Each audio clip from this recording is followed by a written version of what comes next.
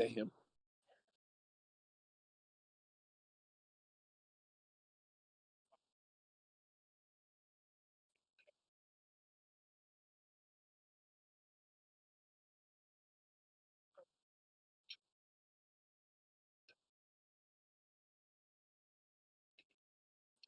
Doing all right.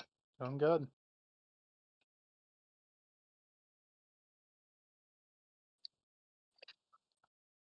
So I played like a tiny bit of Mass Effect. I don't know exactly how much. Let's What, see. part one? If I look, I have played 9 hours of Mass Effect, and it's been solely the first one. So I have very little knowledge.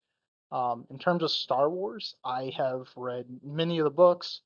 I've played a ton of the games, most of the games that are out.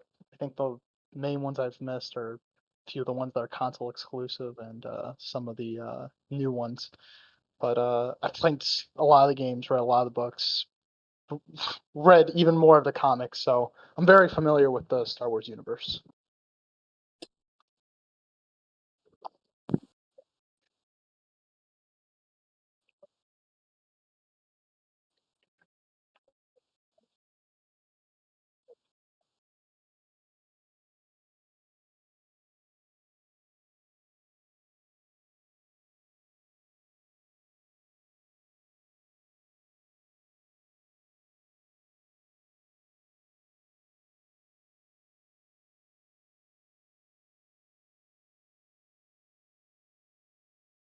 Mhm.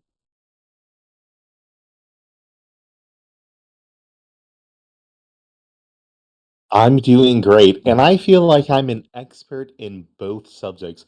I've played the intro to Mass Effect 2 for about an hour, and I've fallen asleep every single time I've watched the first prequel movie.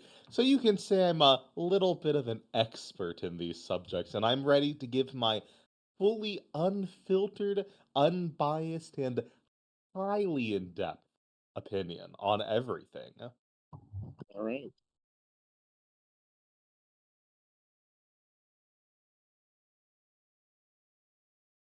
Good.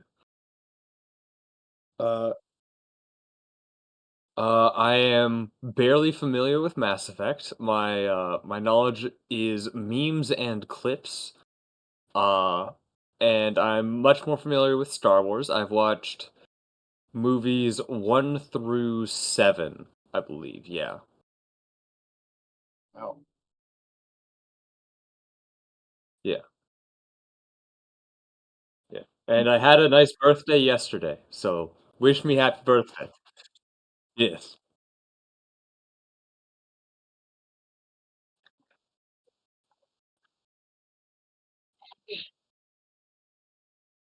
yes.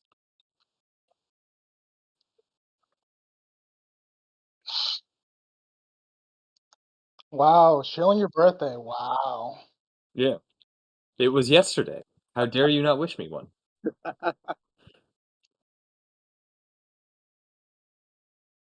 Indeed. Hell yeah.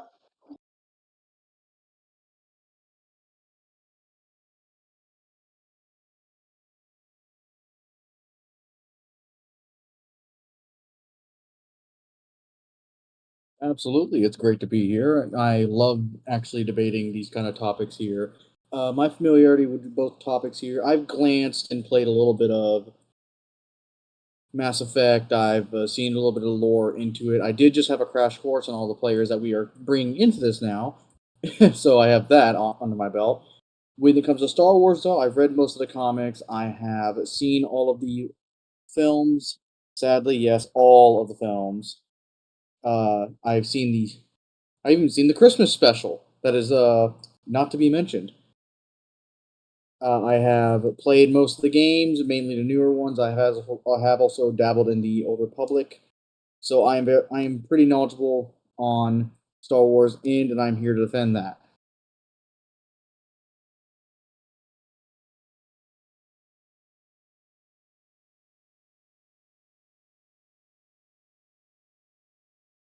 I'm not gonna lie, fellas. Kind of in rough shape. I found out today Jerry West died. He was a basketball legend. I was a big fan of his, even though he played before my time.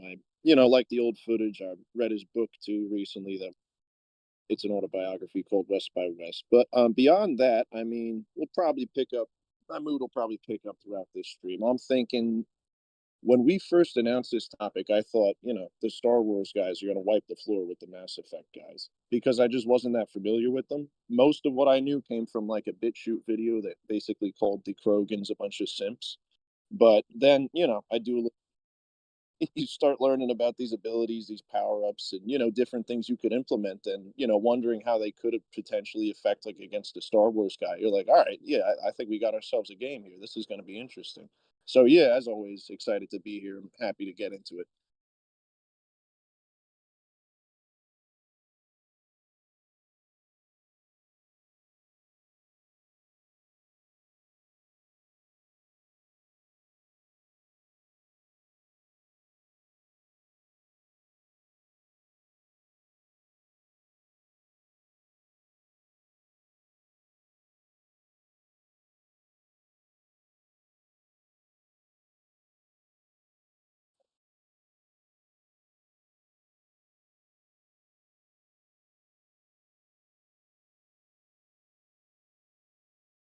He's Definitely.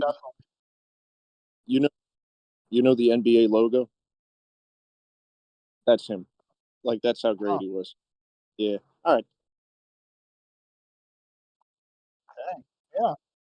That is a fun fact. Yeah. Now, on something completely unrelated.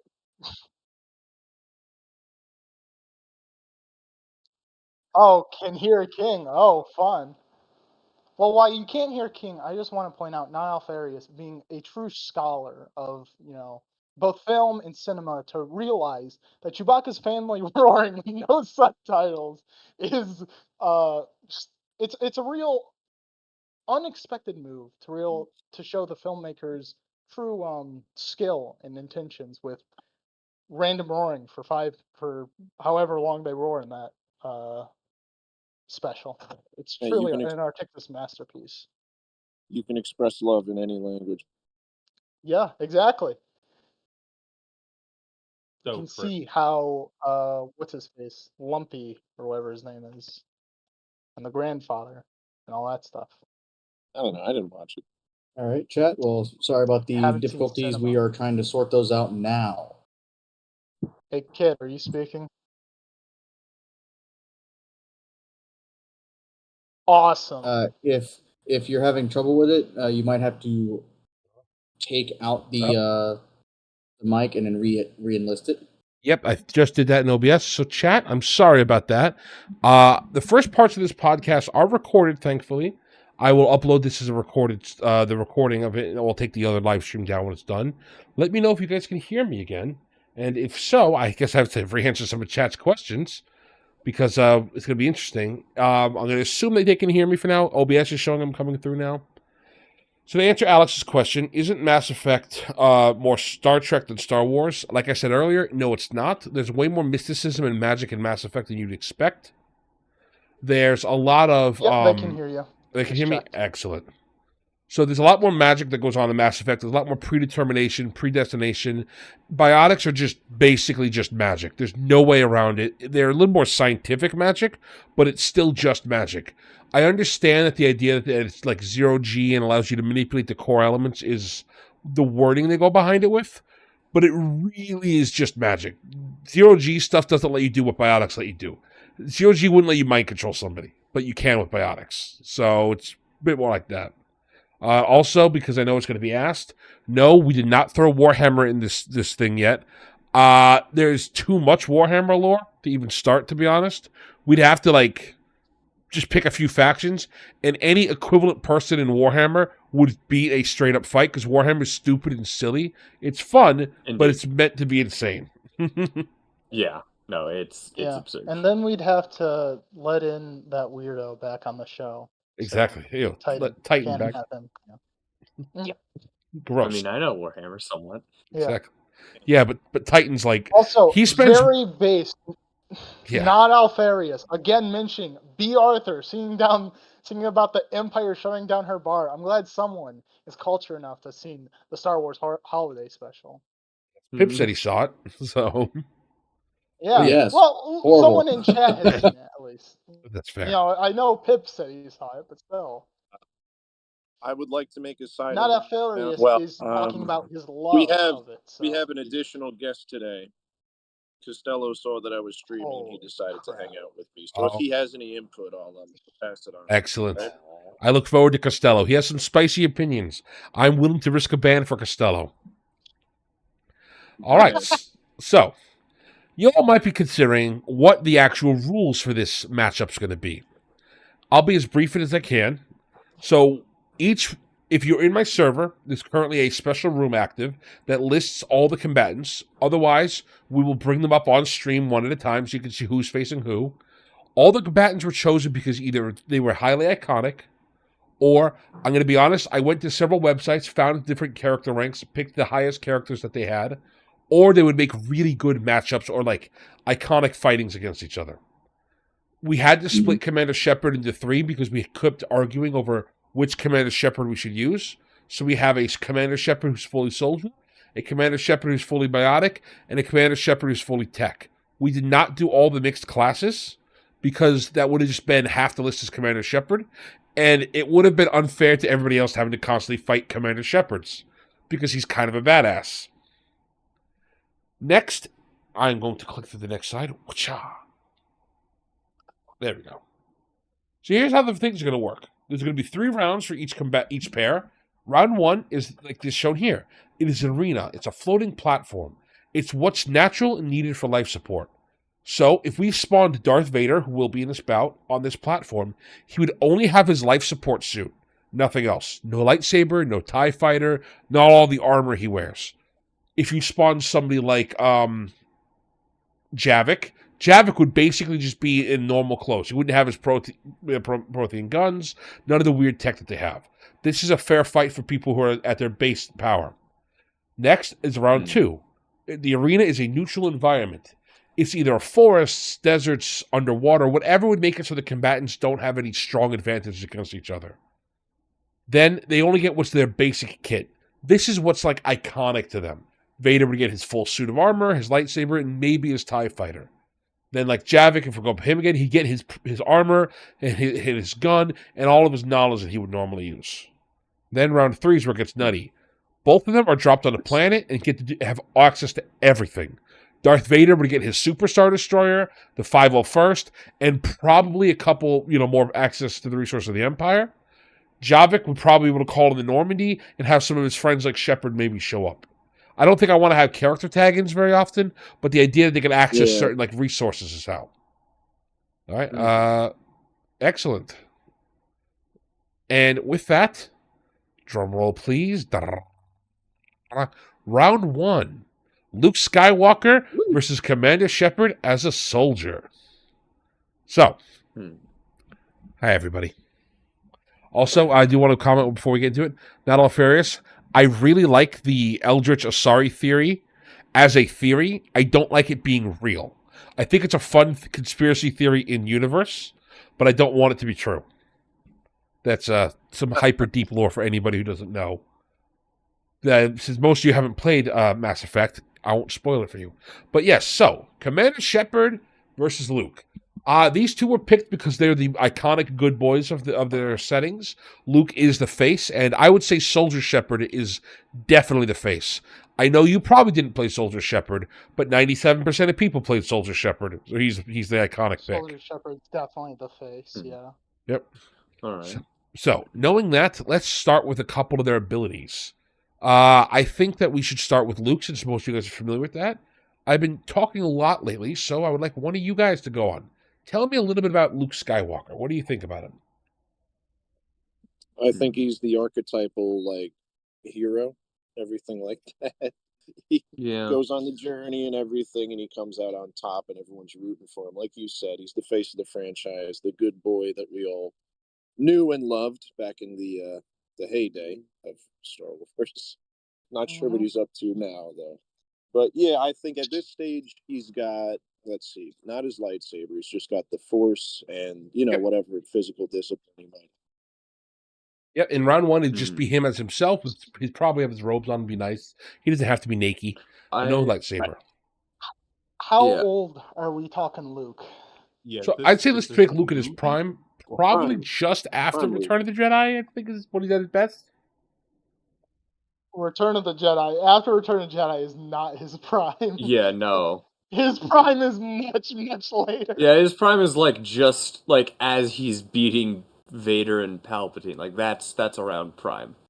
I would say it's much after the I was Palpatine gonna say, fight, if you look at actually. the Really? books, later I've in the not read books, the he books. does some crazy stuff. But Exactly, that's what I mean. Later in the books I is will when his say prime I is. do think unless Shepard has something crazy, I think he will just lose that first fight just because Force. Yeah.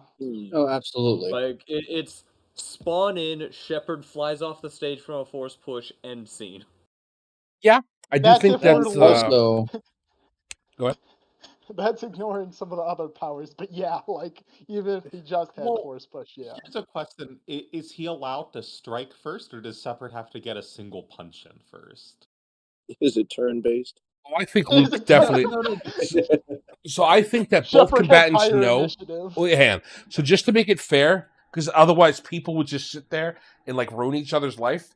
I think it's both combatants know they have to kill each other and they have to defeat them in a normal way. So Luke wouldn't be cruel. He wouldn't like cut Shepard's toes off and let him bleed out. No, he tried to dispatch Shepard quickly as if he was an enemy soldier.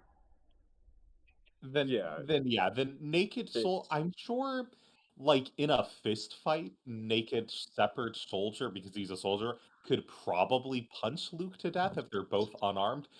But with the If you can Force get close being enough. there, it's not really a contest. Yeah. So don't worry. Yeah, so like, round even 1, if Luke's Shepard got the point. tries, like, even if Shepard tries to approach, Luke just leaps like 20 feet in the air. Exactly. So that's 100%. round 1. With Force sleep. Yes. Now let's Nah, get to where it's interesting, though. Round 2. They both spawn in the desert or a forest somewhere, and they have their normal kit. So for Luke, I'm saying that's probably his lightsaber. He might have his X-Wing, but I don't think we need to get spaceships into this round 2, personally. Yeah. Until we get to the final thing, which you'll see.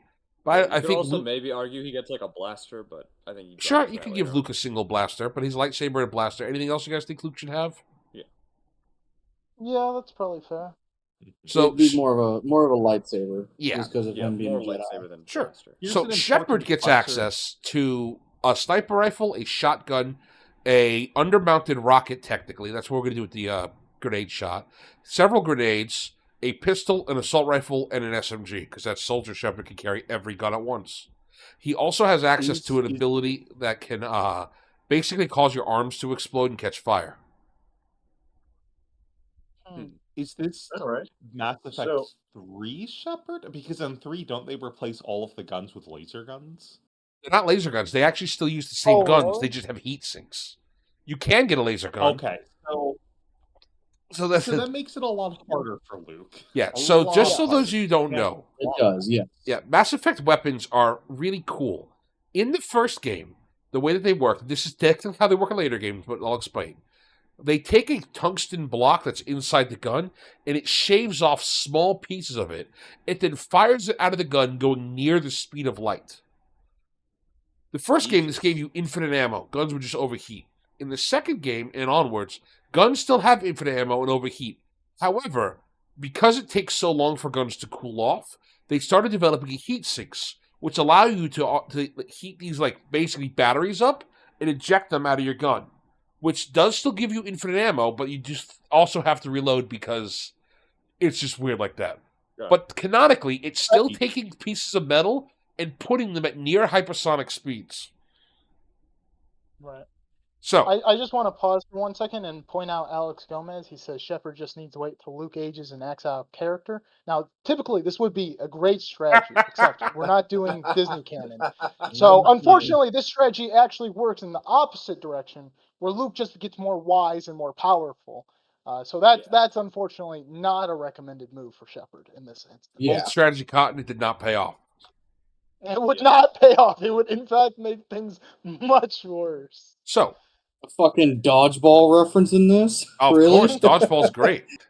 Hell yeah. Why not? Yeah, come All on. right, so Shepard's guns are firing near the speed of light. Do you guys think Luke could block bullets like that, or do you think Luke would have to move out of the way? No. Do you Well, know? How he good is wouldn't his be reaction straight up. He time? would not. Also, Regardless of action time, he would not be able to block it because a very big factor in the books is that if it's metal, everything else. And I heard. I think Pag was arguing. Unfortunately, he's not here to argue against it. And I guess I don't know. Would it evaporate if it went through a lightsaber? Is the main question. 'Cause Yes. otherwise, The it's gonna only type of stay. metal in canon is Veskar that can withstood a lightsaber hit. Any other metals melt on contact or near Well, it. they melt, yes, but how fast would it melt? Because the thing is, the thing with slug rifles in Star Wars is that when they're shot at Jedi, they're actually very effective, much more effective than laser blasters, because you shoot them and then they go through the lightsaber, and now the Jedi's got Yes, liquid but metal on them. I don't so. think there's enough yeah, that was metal my thought. Yes, that's the fired problem. out. Mm-hmm. Yeah, because Okay. again, this is shaving off bits of a block of tungsten. You wouldn't Okay. shave off like a full bullet. You would shave off like some Yeah. small amount, and that gets launched out. Exactly. So So that could probably be disintegrated. Yeah, so that should answer your point there, Not Alfarius was saying that Mass Effect weapons are slug throwers but better. They are, except for the fact that they all can be blocked because it's such a minuscule amount, it would be vaporized. It's such a small amount that this is what Des was referencing. Thankfully, Pag, who's our resident sci-fi nerd, talked to me and him a bit about it before he disappeared to the ether. And we realized that the amount of material that the Mass Effect rifles are shooting wouldn't be able to even turn to slag. It'd turn to gas instantly, which would mean that you could block all the Mass Effect bullets. However, there's a lot of them. Yeah. There's a lot, but mind you, the Force also guides Luke. Yeah, Force does give you literally small amounts unless of we're future going sight, probably like a at second or two. like near the end of the timeline, Luke, he probably couldn't block all those bullets. He'd have to dodge them at that point. Yes, and he End of he his, could dodge them as know- well because of how the Force works by just saying, "Oh, he's going to aim here, just move out the way." I'm going to say that that Luke is not at the end of the timeline. That's tier 3 Luke. This is tier 2 Luke when he's at like the prime, like we have on screen. Even so like, how does the shotgun work in Mass Effect though? Is it a slug thrower or is it a buckshot gun? Like what type of ammo are we using? It shoots the shaving, multiple shavings. Okay. So multiple shavings. So that would theoretically, depending on the actual spread, that would mean that Luke couldn't block it, though. Yeah. Because this is still a video game shotgun, not a real life shotgun. So the spread tends to be a little on the comical end rather than on the practical end. The shotgun may give Luke trouble, but the fact is, if he has a strong enough Force shield, it could stop it. Granted, yes, it's going near the speed of light. That's a good question, actually. How would he be able to block the bullets, given how fast they are? I think he needs to block it. He could just move out of the way. Well, he can block the blasters. Oh yeah, that too. Yeah. He could still just move out of the way depending on the distance. But say they're a good like 20 feet apart. But Shepard pulls out the shotgun and fires it. The Force is already telling Luke, "Hey, this is going to happen." So Luke will know if he tries to dodge, he could still get hit. So he's just going to focus on putting up a shield that can most likely block everything from hitting him. So then let's move into the next most obvious thing that's a huge pain in the ass for Luke.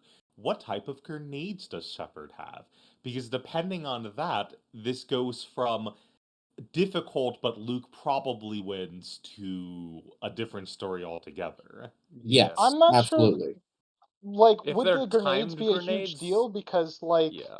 would I guess would like Shepard be able to shoot and fire? Because if like at any point if he just tries to throw a grenade and like isn't firing, Luke can probably just force push it back. Yeah, so you can. So that would just you be can more toss more grenades more- and fire. Throw it away. So grenades in Mass Okay. Effect are great. They can either be timed, they can either be instant, or they can be landmines. All of which is just a single button on the side. Landmine would be. Okay. Yeah.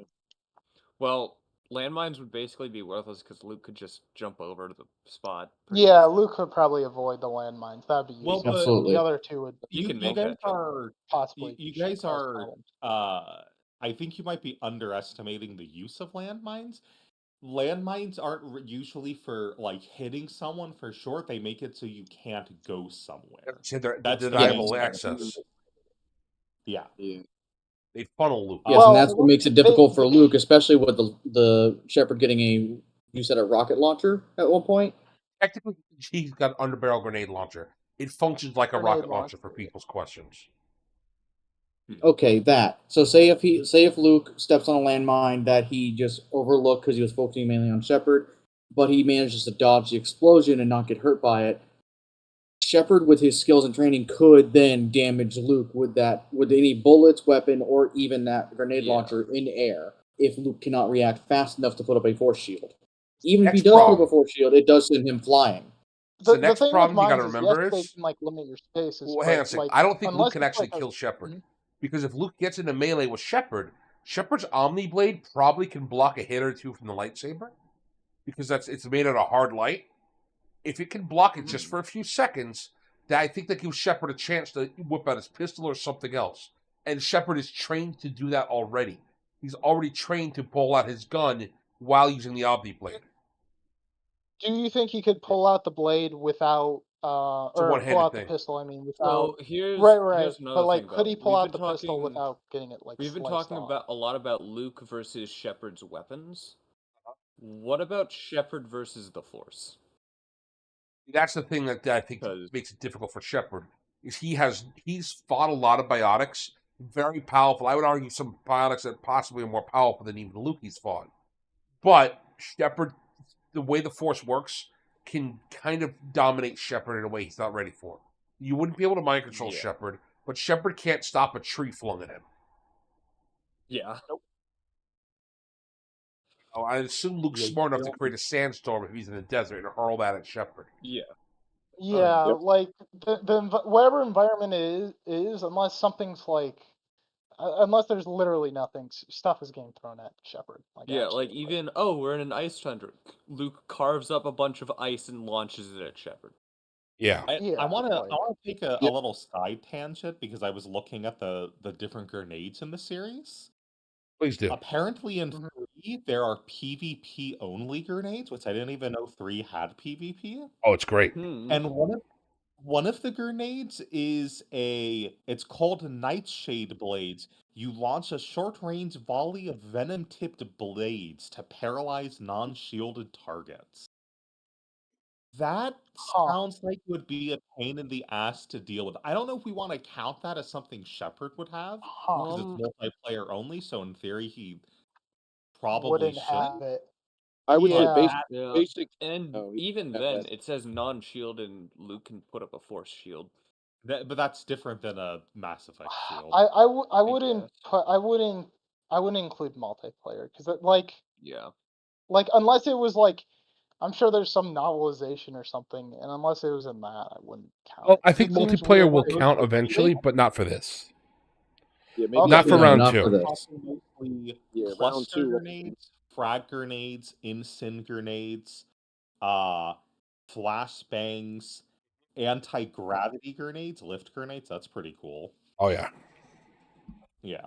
I feel like flash grenades might work against him. Like if he tried to use it, then Luke might be more reliant on the Force and would probably be like more in tune with his surroundings and stuff. The problem is I mean, Luke can fight without his eyes open though. Yeah. Yes. No, I'm saying it would make Luke better, not worse. Like if he So got what I'm flash, gathering he so would like far is be we got a like, lot of contestants to go through. It seems like Luke wins round 2 for sure. Yeah. Because I it's don't a matter of think Shepard has can't any get way his to stuff stop off. Yeah. Yeah. So Love now the Force. if we move to round 3, I'd say both guys get their ships. Luke gets the X-Wing, Shepard gets the Normandy. This is Luke at the height of his, when he's old man Luke. And I would say that this is, I don't know, Shepard died by the height of his power, so that's the iconic Shepard anyway. I think Luke probably has round 3 as well then, because I don't think the Normandy is as fast as the X-Wing. Yeah. Well, I'm thinking That they alone, start no, sadly not. Are they at like opposite ends of the map when they start out? Like they just get dropped Basically. off Yep, randomly? they get dropped off on a Alright. planet and told go Say kill they, each like- other.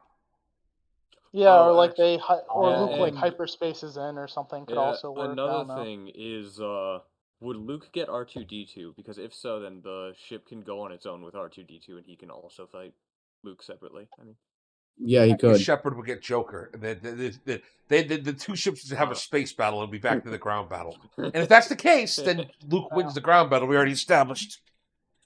yeah. All right. So unfortunately, And plus, I think R2 piloting in the X-wing would beat. Joker, Joker. maybe. I don't know. That's going to be a tough one. We'll get there. All right. So it looks Add like it to the list. Exactly. Joker's already on the list. We're not Joker adding and R2. R2 have other fights. Don't worry. Can either All one right. of them call it drone strike? So it looks like it's a Luke Skywalker sweep, everybody. We knew this was going to happen. It's all right, Mass Effect bros. We're still in this. We're not dead yet. So that's 1 point for Mass Effect. Or 1 point for Star Wars. No. Yeah, what the hell, man? Freudian slip. Okay, I see what side you're Well, on.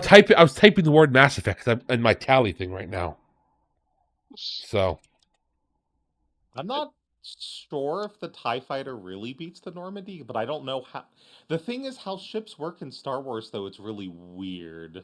So. But you said X-wing. How fast? I don't know It's an how X-wing, fast not a the TIE Normandy fighter. is, but I'm sure the Normandy is bigger. But I yeah, don't so don't know. worry The about it. It's all right. Normandy's the Luke won round 1 and 2 anyway. It's the best 2 out of 3. So all right. Yeah. So that should I be a know little bit it's Luke quicker. It should be less problematic.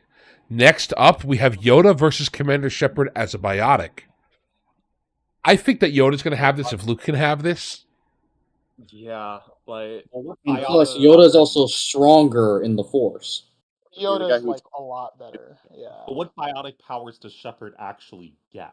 So here's the thing. That's Shepard's biotic powers are fucking nutty. He gets all, or she in this one, gets all of them. So if you go look at the biotic powers, the answer is yes. Shepard at this level can create a black hole. So that's what I'm saying. Yeah, Yoda seems pretty powerful, but biotic Shepard's might be more powerful. This is why Mass Effect gets a little goofy with some of the stuff. So, how? Yeah, what how do does you mean Yoda by deal with a black hole It's being open in clearly his not chest? a black hole. It is. It It's a can't be a singularity. black hole. Well, it's not a black hole because the whole planet doesn't get smaller. Just turns it off when he's done. No, but it's just a momentary black hole that if he can center it on Yoda, and get him in its gravitational pull, Yoda's done. But you got to also factor in that that since the Force talks to the user and warns them, the better you are in tune with the Force, i.e., Yoda, who is one of the most in tune with the Force, the better you can see into the future technically. okay. So no matter where he can put the singularity, Yoda should be able to see or sense he's gonna do something that I should not do over there. So let's talk about his actual power list, because I just found a quick list. I'm looking at the Mass Effect 3 list. That's what I'm looking at too right now too. Nova, biotic charge, pull. I see annihilation field, barrier. Oh boy.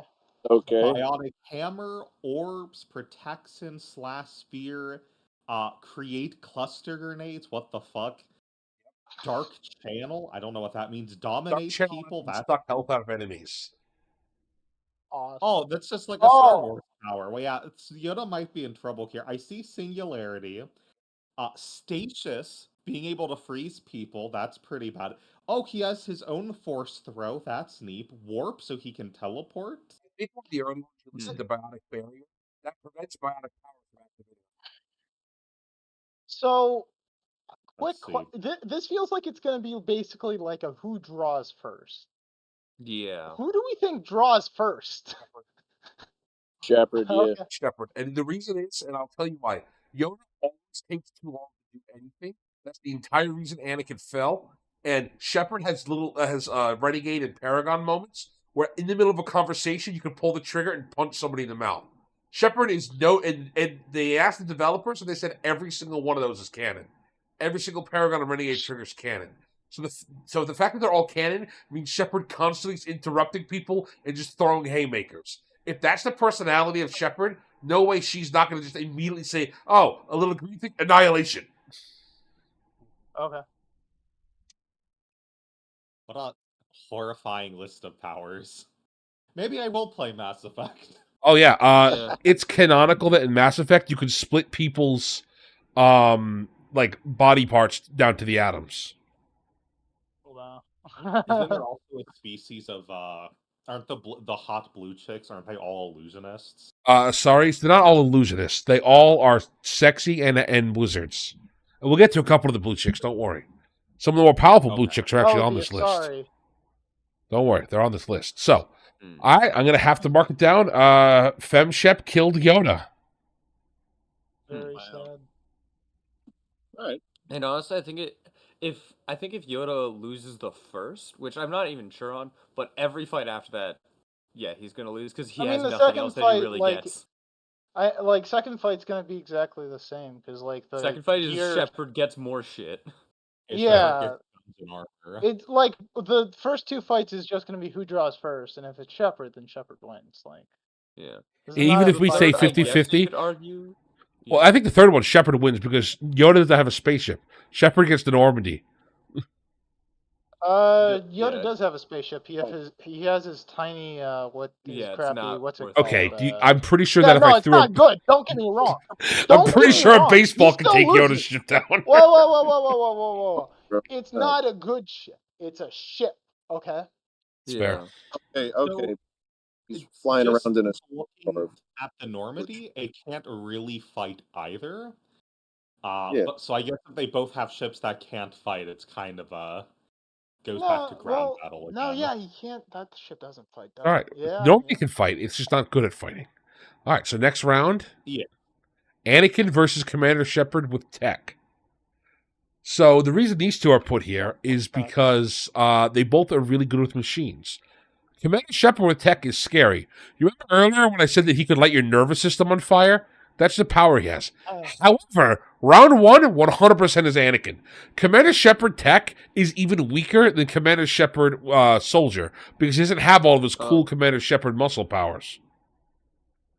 So round one is 100% Anakin. It's just round 2 and 3.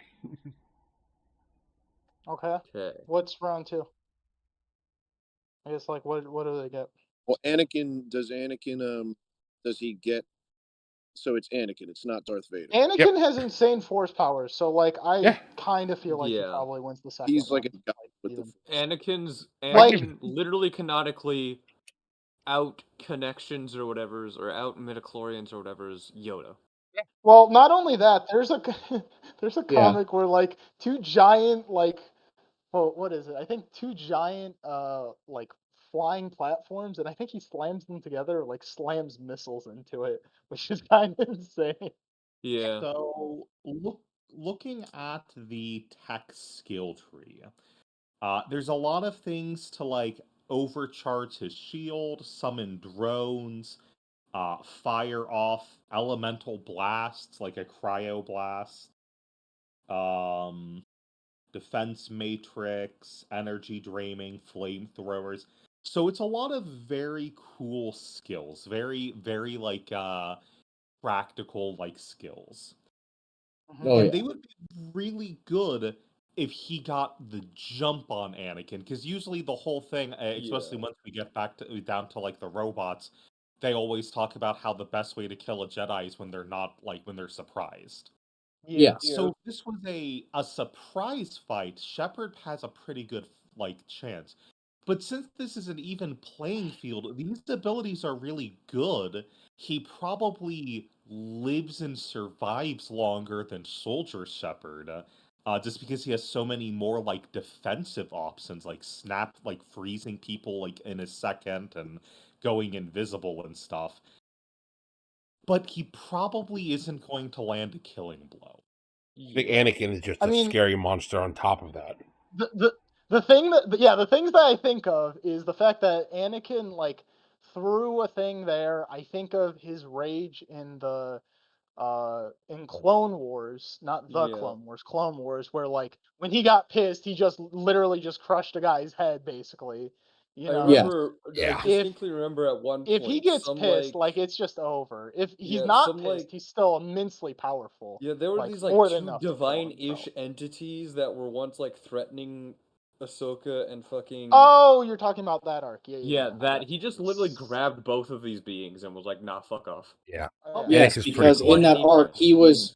there. So, to give you more insight on that arc, he was going to become the next Force, basically God, to control the light and dark, the daughter and son of the Force, who legit are Force wielders themselves, and he was the one to overpower them and to become their new ruler, basically. Yep. All right. So That's that's why Anakin's getting the Anakin is point. fucking scary. Yeah. Yeah. All right. I mean, So also in Clone Wars, he like slices off a giant robot's thing and then flings it at a different one and just All right. blows it up. So like, So we're getting with Anakin because this one's going to take either 3 seconds or 3 hours. Grand Admiral Thrawn versus the Elusive Man. I'm going to say right now, round 1, Thrawn wins. I feel like Thrawn's just going to walk up on Final Destination and beat the tar out of the Elusive Man. However, round 2 and 3, this is where the arguments have to start. yeah. Thrawn's got a Alright. lead, which I don't like. But now let's see. So what does the Elusive Man have? So he is the Everything. Illuminati. He is the entire shadow government. He controls all humanity from the shadows. He has access to infinite resources. Okay. All right. What is his base equipment though? His base equipment is what you see on screen. Him in his suit. He's probably Alright. got access to his pistol. Definitely cigars. So if he ever needs to have a cigar, he got him. He probably has a nice bourbon as well. I mean, do we think he could like? I feel like Thrawn just. I don't know. Does like. How much of a fighter is he gonna be without like all his resources? Does Yeah, yeah, I feel like my question would Like be what's what is basic Thrawn's resources? basic Because I kit? feel like Thrawn probably gets a pistol too. I assume if we're getting Elusive Man. Yeah, I think Thrawn gets a pistol. Thrawn probably gets his chair. Not that it moves, but he gets his chair. Thrawn's Okay, Does he also get his ripped. Don't forget. would this include his no guy bodyguard, or would that be That next round 3 definitely would. I think round 3 we'll have to round 3 he's definitely gonna have it, but round 3 we'll get to. Oh yeah, Round round 2 he three, doesn't have it. absolutely. So I would like Round to two, go no, back to okay. round 1. Scouring the wiki, apparently there was a comic book. The Elusive Man used to be a mercenary. Oh really? Yes. So apparently Interesting. his real name is Jack Harper. He used to be a mercenary. Wait, he's Jack Harper? Oh Um, shit. Oh, I know who that is from the games. yeah, Okay. yeah, he's Oh Jack fuck. Harper. Tell anybody else. So I don't know that's a whole new that much. Please tell us about Jack Harper's skill set, though, kid. You seem to know more about him than me. So Jack Harper in a little bit of the games, a little bit of the lore that is he's constantly referenced as like the boogeyman who used to run everything. People have said that, Shepard reminds them of him sometimes because like especially when you go down the evil routes of Shepard.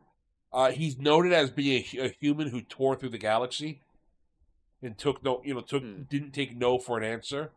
Always had a plan and a solution for everything. So he's pretty fucking scary. Imagine if Boba Fett retired and became a billionaire who was super racist. Yeah. But like he's got like Machiavellian schemes. So yeah. Maybe he could beat Thrawn in a fist fight now we're putting that up. Yeah, I was about to.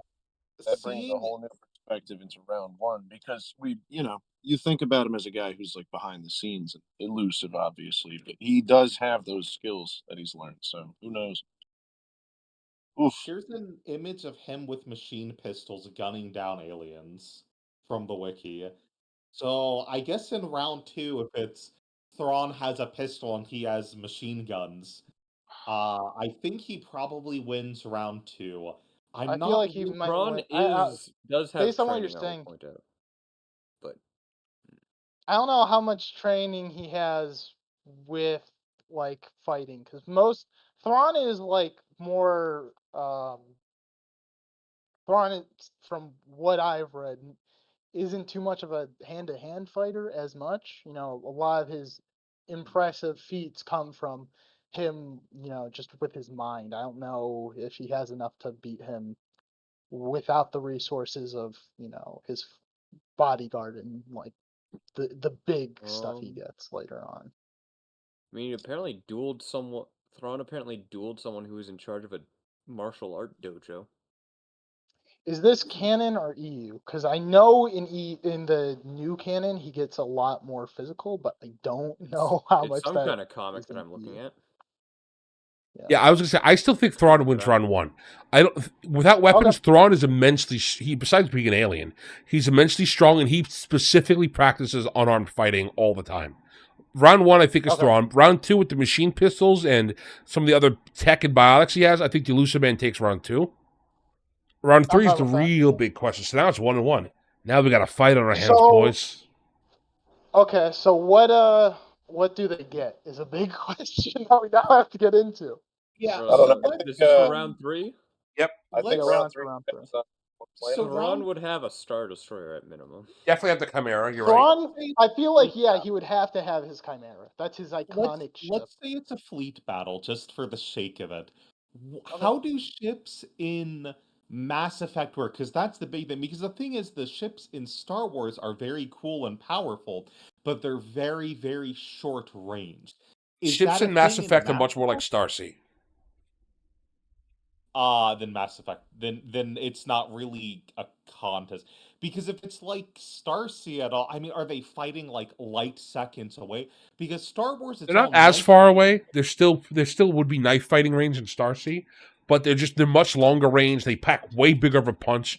Or more like you know how the guns the spaceships in Halo work? How they're all just giant guns that shoot things that like just hurt like hell. That's all the starships in Mass Effect too. What's up? I see. How powerful are the guns on the You need ships? to go to the very bottom of your 'Cause, I know the your, shields mainly. The shields screen. probably At would. the bottom, there should be the Manhattan Project. I don't know. Probably would. You have to complete the Might be Manhattan fine Project. with It's under it. the I city don't know projects. how well they'd fare.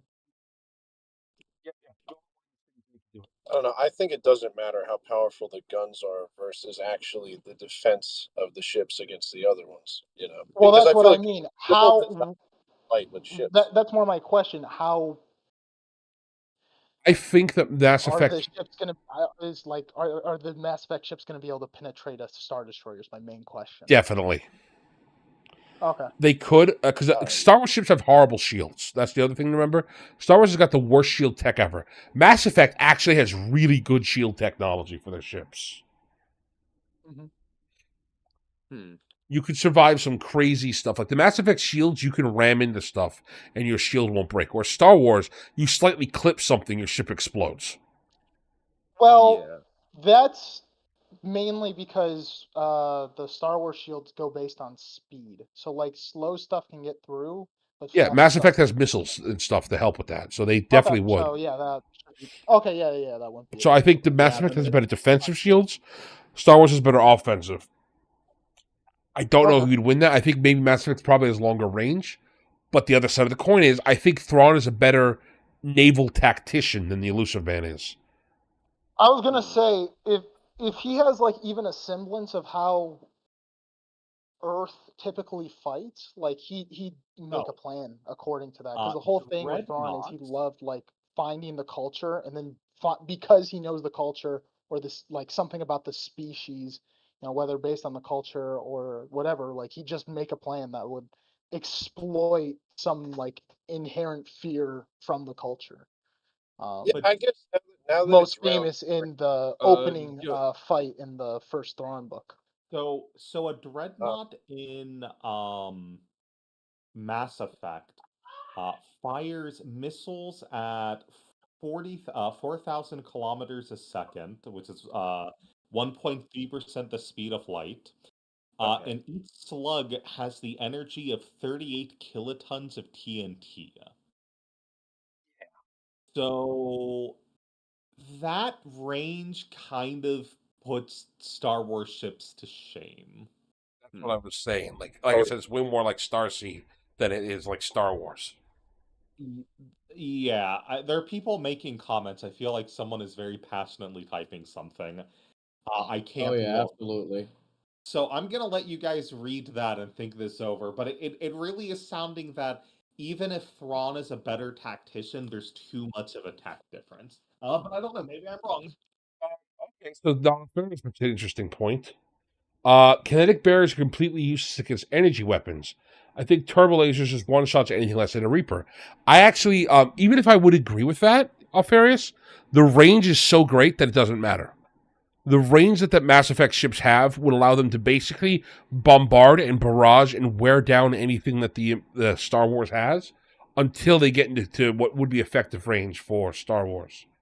That's the unfortunate problem. Also, I don't think turbo lasers can punch as heavy as you think they can through a shield, because a lot of the Mass Effect ships are shown as taking shots from their own weapons without all immediately vaporizing. I think that it's not just a turbo laser shreds everything, because we see them take hits, whereas turbo lasers do shred everything in Star Wars. Well, a question is for Mass Effect ships, how powerful are lasers? Because turbo blasters, like turbo lasers, have been shown to like nuke city, like annihilate cities with like not too much effort. I don't know if there's a comparison between that and like the Mass Effect ships, but Oh no, these things are not getting in range. well, I'm saying the No, I'm argument is looking if they get in immediately. range. I don't know if Yeah, they real don't get in quick. range, yeah. But According to Star Wars Wiki or whatever, the lasers specifically listed on the Chimera, it says less than 1,200 kilometers. Oh, it's over. It's over, fellas. Oh, yeah, that's Forget That's it, dude. nothing. That's nothing in space combat. Yeah, You're like, right, that's dude. what, so that's what I'm trying to say. Like for non-Alfarius, if it was knife fight range, yeah, I think Thrawn would probably have an advantage. But because Mass Effect ships are so far away, they cannot be stopped. I don't know if it matters, but it says that the Chimera, at very least at some point, had a cloaking device. Does that change anything? Does it last? Even if it did, I don't know the how long Elusive it Man lasts. specifically is the guy who developed all cloaking technology in the Mass Effect universe, and he knows what they all are. Okay. So he's that's the plot point. I think 3. Your ship has cloaking, and he's like, yeah, but fuck you. I know about your cloaking, so it doesn't matter. Fair enough. So all right. So I guess Elusive Man wins round 3. I guess by the hair of his chinny chin chin. So I guess that means Elusive Man wins this round overall. Mm-hmm. Yeah. He would have lost if, his ships were worse, or if he wasn't actually secretly Jack Harper. Yeah, if he wasn't a badass soldier, he would have lost round 2, which would have made Thrawn win overall. But very close. That was the closest round we've had so far. Oh, next round, Chewbacca versus Urdnot Rex. Now, I'm gonna say this right now. Round 1, 100% goes to Chewbacca. He is de facto, because he canonically can rip your arms off, stronger than Rex is. I know Rex is pretty powerful, and I know Krogan's got that BS regeneration thick head, but round 1, no shot that Chewbacca doesn't win. Yeah. Mm-hmm. I agree. Chat's welcome to argue with me. You guys are welcome to argue with me. You could be wrong. It's okay. However, I don't think Chewie can win round 2. Rex's armor is just so much better than Chewbacca's bandolier. Well, Absolutely. Chewbacca would also have his laser crossbow thing. Bowcast is cool. Rex has got wizard powers, though. He's also a spellcaster. Oh, I see. His spell, his magic powers let him teleport next to you with a shotgun. Ah. So Jacob, you must have missed early on. So we do 3 rounds here, Jacob. Round 1 is them basically naked fighting on a disc floating in space. Round 2 is them in a neutral environment with their normal gear, like their iconic gear against each other. Round 3 is everybody doing everybody getting everything. So that's why round 1, yeah, they start in melee range with each other. Rex doesn't get guns in round 1, Jacob. So that's why Chewie would definitely win in round 1. I don't think round 2 Chewbacca can win though, because Rex's armor. I think that's where it flips for Chewie. Okay. Any thoughts, everybody? Yeah. No, definitely. I mean, yeah, Yeah, I'm with you. he's strong and he can take blaster bolts, but the fact that like he doesn't have any armor, like definitely severely hinders him for round 2. Yeah. And then It's round probably 3, I still think the it just best. compounds the issue. I like Chewy. He's a very good strategist. I don't think he's pulling this out. I know it's a bit of a quick one. Sorry, Chewy. You got round 1, though. I mean, what would round 3 even include? Like, where do you go from I there? think Like, it's just the round 2, only- except they get only- access to to reloading their guns too. Well, You let's know, we'll let say round Chewbacca bring three- Lumpy, his son, into combat. Well, it's all say- over. Once he's got Lumpy, it's Exactly. over. I don't know what you mean. I was gonna say we could even say round 3 is like a military battle at this point. You know, the Wookiees versus a bunch of Krogans. The I don't think the Krogans Wookiees have are winning. much more. Yeah, the Wookiees aren't really winning that The fight. Wookiee ships are terrible. The Krogans nearly took the galaxy. The Wookiees keep being enslaved every 5 minutes.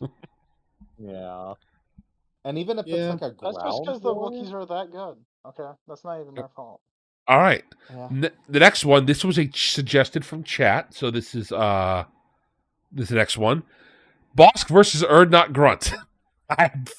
I'm very sorry, Bosk. You have a hard time fighting this. Come on. Yeah, Come on, Bosk is done. I think round It's like 1 Erd- definitely goes to Grunt. Now, here's something 100% interesting. goes to grunt. I think round 2 might go to Bosk. Because if they're put in a neutral environment, Bosk is a hunter. He's much better at laying traps. Grunt's kind of an idiot and probably would walk into the traps and probably ended up being killed by Bosk just because Bosk is has enough time to prep and get stuff done. But round 3, again, I don't see Bosk with the whole Bounty Hunters Guild versus all the Krogans. I don't see it working very well. Yeah. Even what if we say it's a Absolutely not. comparable amount of Krogans to the Bounty Hunter Guild? I still think Bosk the Krogans are going to win.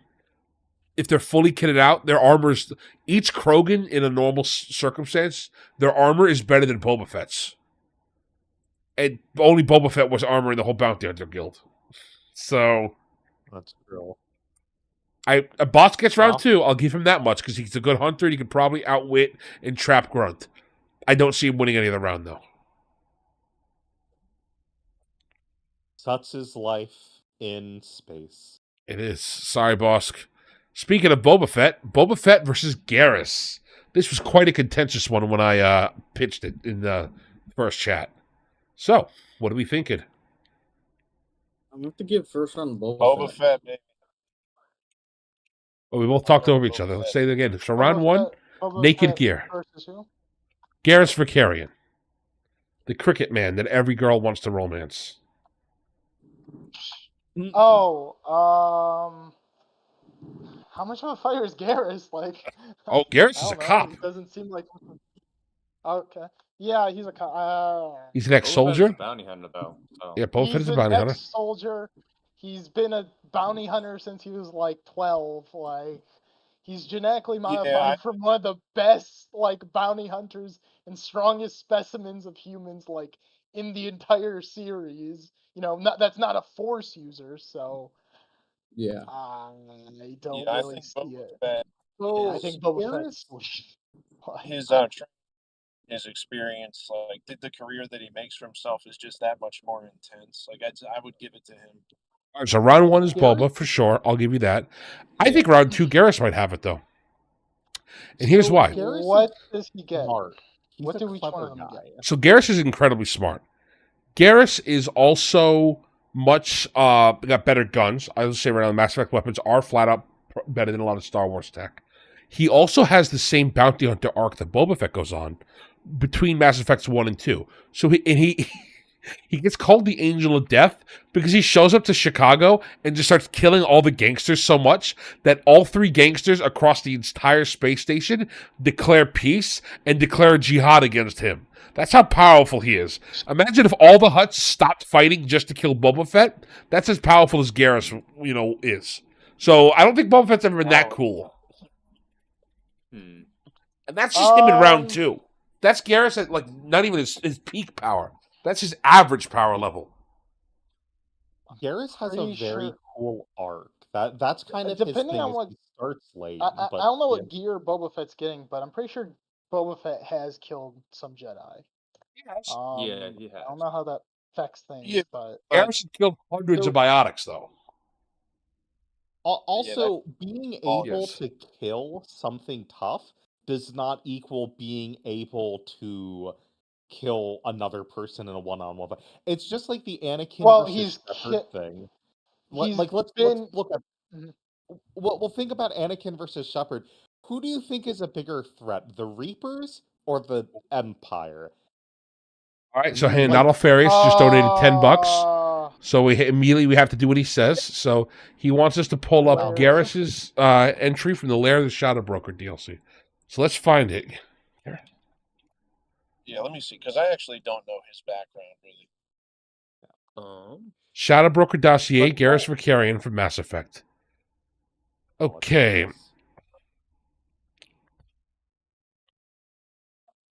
Oh yeah, this is intense. Chat, I'm sorry I can't get this on screen. So y'all just gonna have to trust me as I read it. I am gonna post it in our little private chat. So those of you who are at home and playing with us can read along if you wish. But not Alfarius, I'm going to earn that $10. Don't worry, buddy. Former CSEC officer, exceptional tactical team building skills, leadership potential overshadowed by Shepard, unlikely to fully develop under Shepard's command. I'm going to skip the chat transcript here. You can tell me if it's important, Alfarius. I'll go back and read it. But Mr. Vicarian, on behalf of the Helios Medical Institute, I would like to thank you for your efforts. It's been understandably difficult to get collector tissue given the sensitive situation in the human colonies, so the samples you sent to us have been extremely helpful. Please offer my sincere thanks to Dr. Solis. I understand you made some calls to Special Task Group, and as a result, our corporate security clearance was upgraded. Wow, that's intense. Oh, here you go. Kill list. Notable kills on Omega. Rishon Shahurda, gang leader, headshot. Saklit Shiron, gang enforcer, headshot. Khan Harar, slaver, gunshot wounds, all extremities and primary organs, rifle butt fracture to face, third-degree burns to most of body, explosive crate. Har Ukret, saboteur, suffocation, environmental suit malfunction. Gus Williams, weapon smuggler, headshot with own smuggled weapon. Theorang Mikrat, red sand dealer, chemical overdose of red sand, direct contact with all four eyes. Zakinia Nihalis, viral specialist, serial killer. Cough. He gave the plague. That's amazing. All right, going on. His visor specs. So he's a unique model. Yeah. He's a unique model based on Kawasi frame, magnification up to 100 times, integrated target tracking, optional wind gravity compensation solutions, sonar, LiDAR, thermal EM targeting capabilities up to max range, monitors biofeedback on target within 10 meters to detect heart rate fluctuations or changes the breath pattern. Wow. Can detect and measure biotic fields up to 100 meters away and provide optimized firing solution to collapse kinetic barriers or synthetic shielding support. Optional kill timer can track number of enemies taken down by self or suit synced team members given time period. Armor Hotlink provides backtracing of incoming fire and corrects for microfraction of outgoing shots through kinetic barrier. So when he gets hit, his armor tracks where the bullet came from and he can go back to that. Damn. We're not done yet. Audio music plays per user request. Top 5 choices during a firefight. Die for the Cause, Turian Imperial Anthem theme. Fire in the Courtyard, soundtrack from Fleet and Flotilla. Bang Bang Boom, Clubs, Kicks, Dance Music Volume 67. Hurt Me Deeper, Best of Expel, Dance Misc. And Blue Azure, Veneza soundtrack. Wow. 10 names are carved in the frame. Well, hey, this is cool. 10 names carved in the frame. Arash, Montague, Mieren, Grunden, Kral, Melinas, Ripper, Sensat, Vortash, Butler, Weaver. Additional name carved and subsequently burned out, Sedonis. Those were his boys who he had his whole story with. Damn. You were right, Not Alfarius. This is awesome. I underestimated him. I'm giving it to him for By the both, way, it was mentioned like in that private message that he provided collector tissue. I looked into collectors a bit. They're literally tools made by the Reapers. Yeah, collectors are scary monsters from like other reality that are amalgamations of flesh from everything else. The best thing you can think of is Yuzong Vong. So Gary used to hunt Yuzong Vong for fun. Oh, really? That's the way I can think of for you Star Wars nerds. So yeah, I Wow. think Bubba's screwed in round two. Bro, Yeah. Yeah, I was Yeah, gonna say, like, well, literally. Bubba does have a rocket launcher on his back that shoots like an anti-ship missile, but yeah, I don't think that's winning. Yeah. Oh, thank you Anti-what? very much for that, So Alfarius. Oof.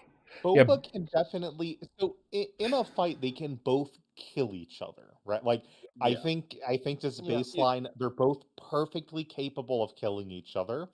It's just who's more of a badass kind of seems like it's Yeah. Garrus. and not just that, Who's more likely to kill the other? Garrus is I a think it's sniper. Garrus. Boba can't get close enough to kill him. I'm I pretty Yeah, still sure think I Boba mean, has they two be at it. snipers, but like he Yeah, but probably Garrus is like still the loses. sniper. You saw that kill list. Every Okay. single kill was either ironic death or a headshot. Like that's just a Batman level of overpoweredness. I love him. Right. No wonder all the ladies romance Garrus. I want to romance the Cricket Man Yeah. too. By the way, chat, here's my real Yep. hot take for Mass Effect. All of you are horrible people who romance Tali. You should romance one of the other options because Tali ends up with Garrus, and how dare you cuck the best boy. Also, if you romance Tali, you're a groomer. We'll get to that when we get to Tali. Okay, there you so go. what about round 3? Do you think Garrus also wins round 3? Because I think it's going to be, Yeah. yeah. What does I'm he giving. get in round I three? don't think What does he Boba's get in ship round would three? beat like anything that Garrus would get. I Hang was on. What gonna does he say get in round 3? Because like, does Boba get his like? Because he reforms the Mandalorians, kind of. Does he like? What does he get? I need to know that. So if Boba gets the Mandalorians, I would say Garrus probably gets his cop squad, who are all as badass as he was, before they all got killed because one of them turned traitor. He had a Judas, that's the only way they were taken down. They almost ended all crime in the sector of like space DC. True. I wanna read because when you take into account the whole planet setting and the fact that maybe they're strategizing and sneaking up on each other and everything to get the upper hand, I want to read a comment by Jacob Portdaven who says Boba is a bounty hunter, but he's about as subtle as a rave party. That's true. That's Fine true. boom. Because I'm Yeah, like, that's yeah, right. when you're talking like long term, all access to everything strategy on a whole planet where maybe you don't even know where the other guy's coming from, I feel like I'd have to give it to Garrus then. Mm-hmm. Yeah, that's true. You brought up another That's point. Jacob. If Boba gets all Thanks. the Mandalorians, Garrus gets the Turians, who have multiple planets and a galaxy-spanning empire. So that's true. so That's true. let's keep it smaller. Let's keep it like I'll do squad. Garrus top squad. Yeah, versus Boba Fett's. I don't know. Like let's say a ship worth of dudes. I think Garrus wins that because even the Shadow Broker says Garrus is only stopped by being the best in the galaxy for the sheer fact that Shepard exists. It says Yeah. if Shepard didn't exist, Garrus would be the main character, and Shepard went toe to toe with like Yoda. So, all right, Garrus is that guy. Garrus wins He's this not round. that guy. Mass Effect's kind of taking away with it right now, boys. Don't worry, Star Wars will have a chance to come back. This is the round to do it. Anakin and Luke did win against Shepard. So This is true. This one I think is going to be a bit start to even things out. Mara Jade versus Miranda Lawson, my two favorite wives in media. All right, so Miranda wins. She's literally perfect, no questions. And you might say, "Ha, what a funny meme." No. She's literally perfect. She's genetically, literally perfect. It's her I backstory. was gonna say, isn't that canonically why she has a great ass? It's why she's a great ass and great tits. In fact, Regina? here's another one of those things. Miranda's ass shots in the second game are actually hyper important because her entire thing is she exudes pheromones that help seduce you to make you like align with her. Removing her ass shots does actually affect the game because there's no smell-o-vision to make the user horny. So instead, they just show you her ass and her tits all the time because that's what the effects of her pheromones are supposed to be doing on you. So remember that. Important. So I haven't played 3. Like I said, I've only played a bit of 2 and met Miranda. I'm like, wow, this character is great. Supposedly, if you romance her in 3, she immediately asks if you guys are still a thing, and 90% of players who romanced her were immediately like, yes. Yep. And forget about whoever they romanced in the first game. Oh yeah, same. Which is pretty funny. I'm sorry, Ashley. I can't. Miranda's just better. I can't be with the space racists forever. So let's talk about like a naked fist fight, though. Oh, Doesn't Mara yes. Jade have the floor? So So All they're right, in you the guys shower. talk. I'm just gonna imagine the fist fight playing out a few times in my head. yeah, The naked so, fist so fight. they're it's in the Put your mud, dick right? away, It's kid. Put raining. your dick away. No. It's Have you- raining. It's in the mud. And then Mara Jade uses Force Puss and kills Miranda instantly, knocking them off the stage. What does she use? What does she use? Yeah. Did you say force puss? No, I didn't. That's all in your head, buddy. That's all you thought. That's Hey all man, you- how do you think she got Luke? Okay, she just happens to get with the best Jedi, the hero of the franchise. I'm just saying. Like, you think No. that just happens to happen? Like, So she does have magical powers too. I think she's not as powerful as Shepard. I don't think she has access to as many biotic powers. Mhm. But I think you're right. Round one probably goes to Mara. She's just so powerful with the Force that when they're sitting there by I mean, themselves, unable to do everything else, I don't think Mara has a difficult time smacking Miranda off the stage. she's also trained in unarmed combat as like True. one of the hands of the. Miranda has a little bit of that too, but I think and- Mara would be better. I'll just even say that. Round two, however, I think Miranda could beat Mara in round two. Really? Yes. Why do you say that? You're gonna hate me for this. Because Mara was Okay. stupid enough to get killed by her definitely evil nephew. Miranda wouldn't be that stupid. Yeah, but doesn't she she dies in a fight? She doesn't die because she was stupid. She goes to fight Cadius. She doesn't she's not fooled by it. She goes to fight him and loses. Is my Yeah, but she still gets understanding. lured there, if I recall. It's about the things that happen leading up. That's a great question. Let's find Um, out. So the thing is, Miranda, looking at her like biotic powers, it doesn't look like she gets anything crazy. It doesn't look like I don't see like a list of what she can do in games, but it seems like her biotic powers are more around like manipulation and like healing and like throwing objects around. Yes, and So that's why I no, think that round two she might have an advantage though, because in the forest she can set up ambushes. I don't think Mara Jade's that much of a hunt, able to hunt and outsmart her in the forest. Mara can track pretty well because she does follow a trail in what's that book called? In one of the books she follows a trail to like from several planets to track down a target. She is trained to go down that's part of her job as Hand of the Empire. Maybe Emperor, she does have more whatever training than was led on to, stupid so term maybe it's called. it is more even for round two. Like she is in a meeting where she's making Vader jealous. That's where she is. She's not she's very high in the Empire. Yeah, To Jacob where brings up a good point the that she's a Emperor is vet. let me have some mind control. Yeah, she tracks a ton. Yeah, she was tracking Jedi. She did that too. Yeah, that's true. She's a Jedi hunter. She knows how Yeah, to track. she probably. She knows how to infiltrate. She knows how to she's done a lot of that stuff. She's No, not. I'm giving her this. I got to give it to Mara. Yeah, I think Mara Yeah. wins round two, and it doesn't matter who wins round three. I think Mara would also win round three. So, all right, Mara Jade. Yeah. Congratulations, Mara. You're up there with Luke and Anakin.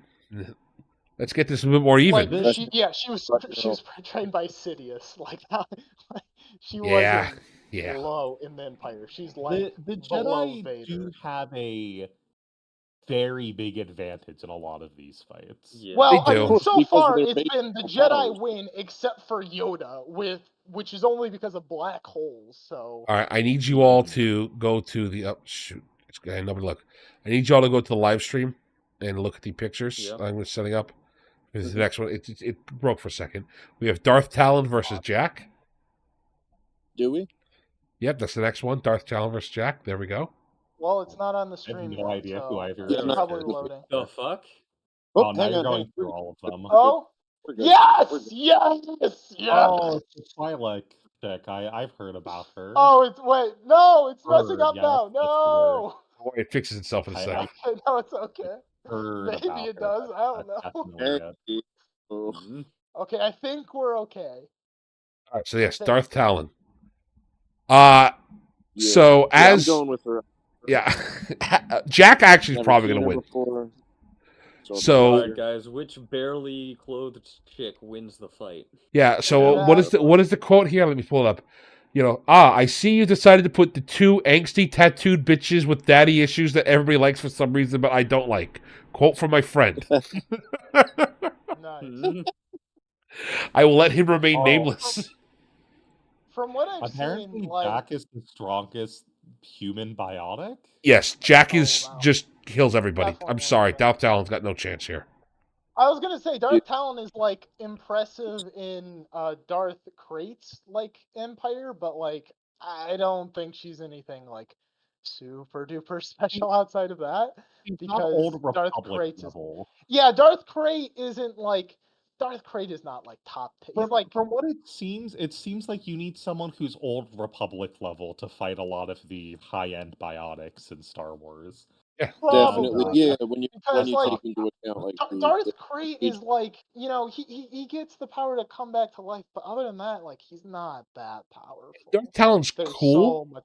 but like I don't Yeah, Darth Talon's cool. see her beating Jack, especially round one. Jack would just literally rip her to shreds.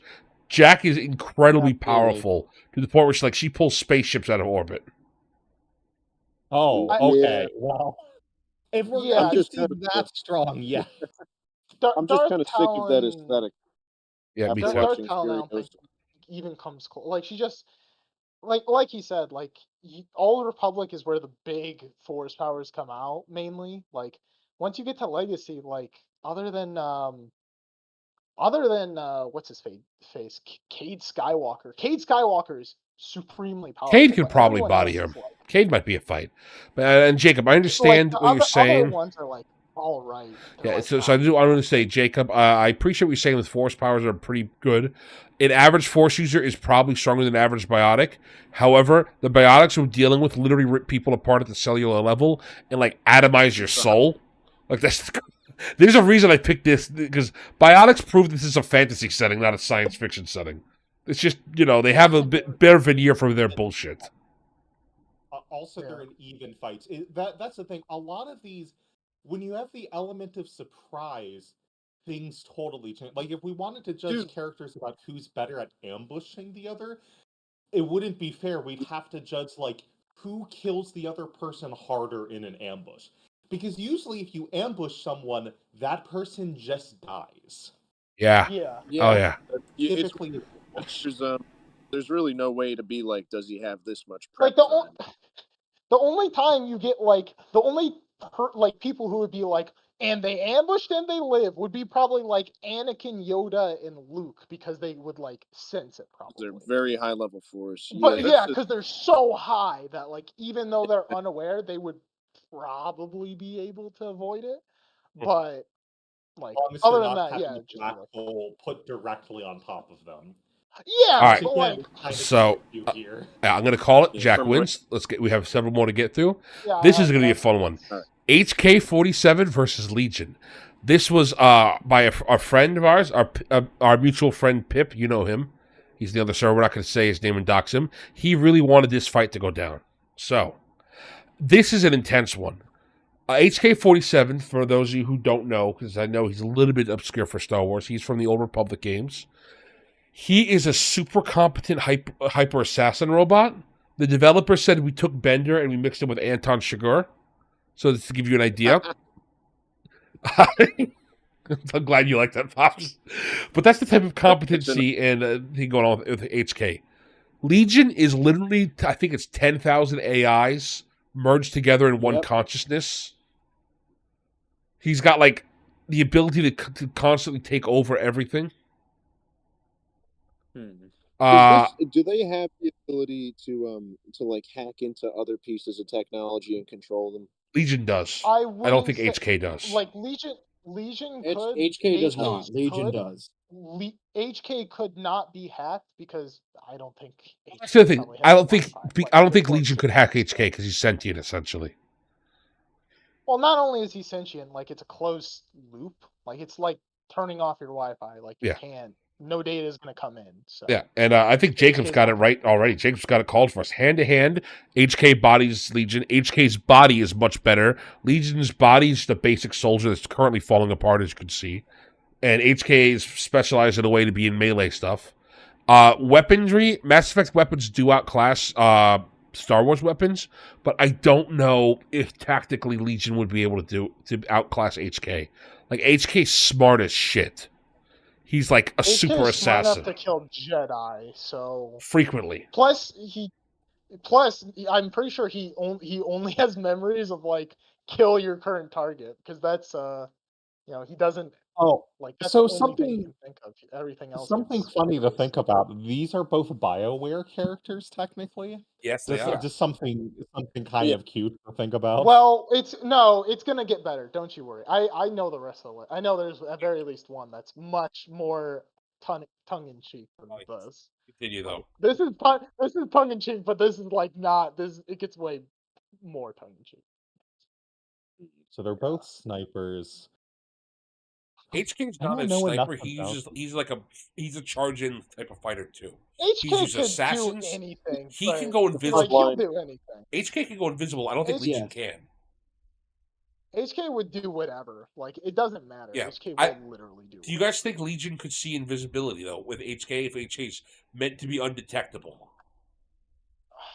Oh, I don't think Legion has any extra sensors, whereas HK's got like specific. I hide my thermal identity sensors. I'm not sure. It's like dropped in a let's forest. see, let's see. that depends on how the invisibility tech works. Like, Well, here's a. because you can This is detect like putting him in like. Is this putting him in like, open field? Or are we putting them in like? Because yeah, like HK probably would. HK would probably pretend to be like a random droid, like not even a combatant. If we're putting them in like an urban type of environment. The jungle, HK would just sit in the tree Yeah, and wait yeah. for years for Legion to walk Yes, he by, would. and then he would spring his trap. I think HK might be able to just wreck Legion. Again, Legion's got better guns, but HK just flat out is a better killing machine. Yeah. Oh, James brings a good point. Geth have built-in sensors to find cloaked units and thermals, so maybe that would help. all right. I don't know if HK is thermal funnier, would so he help should against win. HK. Yeah, I think the humor category, HK definitely wins.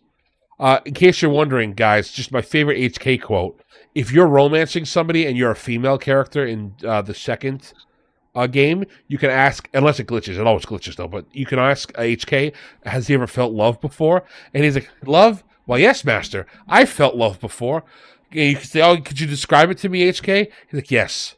Love is when you get a Armatech 50 cal sniper rifle, fully loaded with a perfectly smooth bore, and you get your target while he's having dinner in front of his children, and you blow his legs off, so he starts to crawl away while screaming in pain, giving you more than enough time to line up the second shot, popping it off and covering his kids in his brains.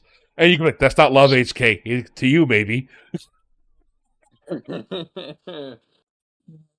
Yeah. So, Oh, yes. looking How- into Legion, he How are you doesn't really seem like a fighter. He seems like he's probably smarter than HK. He seems like he's probably better Wiser. at like doing tactical. Yeah, fighting. So apparently you can fight Legion in the third game if you sell him to Cerber, if you do some stuff in the second game. And he's not really that impressive in a fight. Yeah.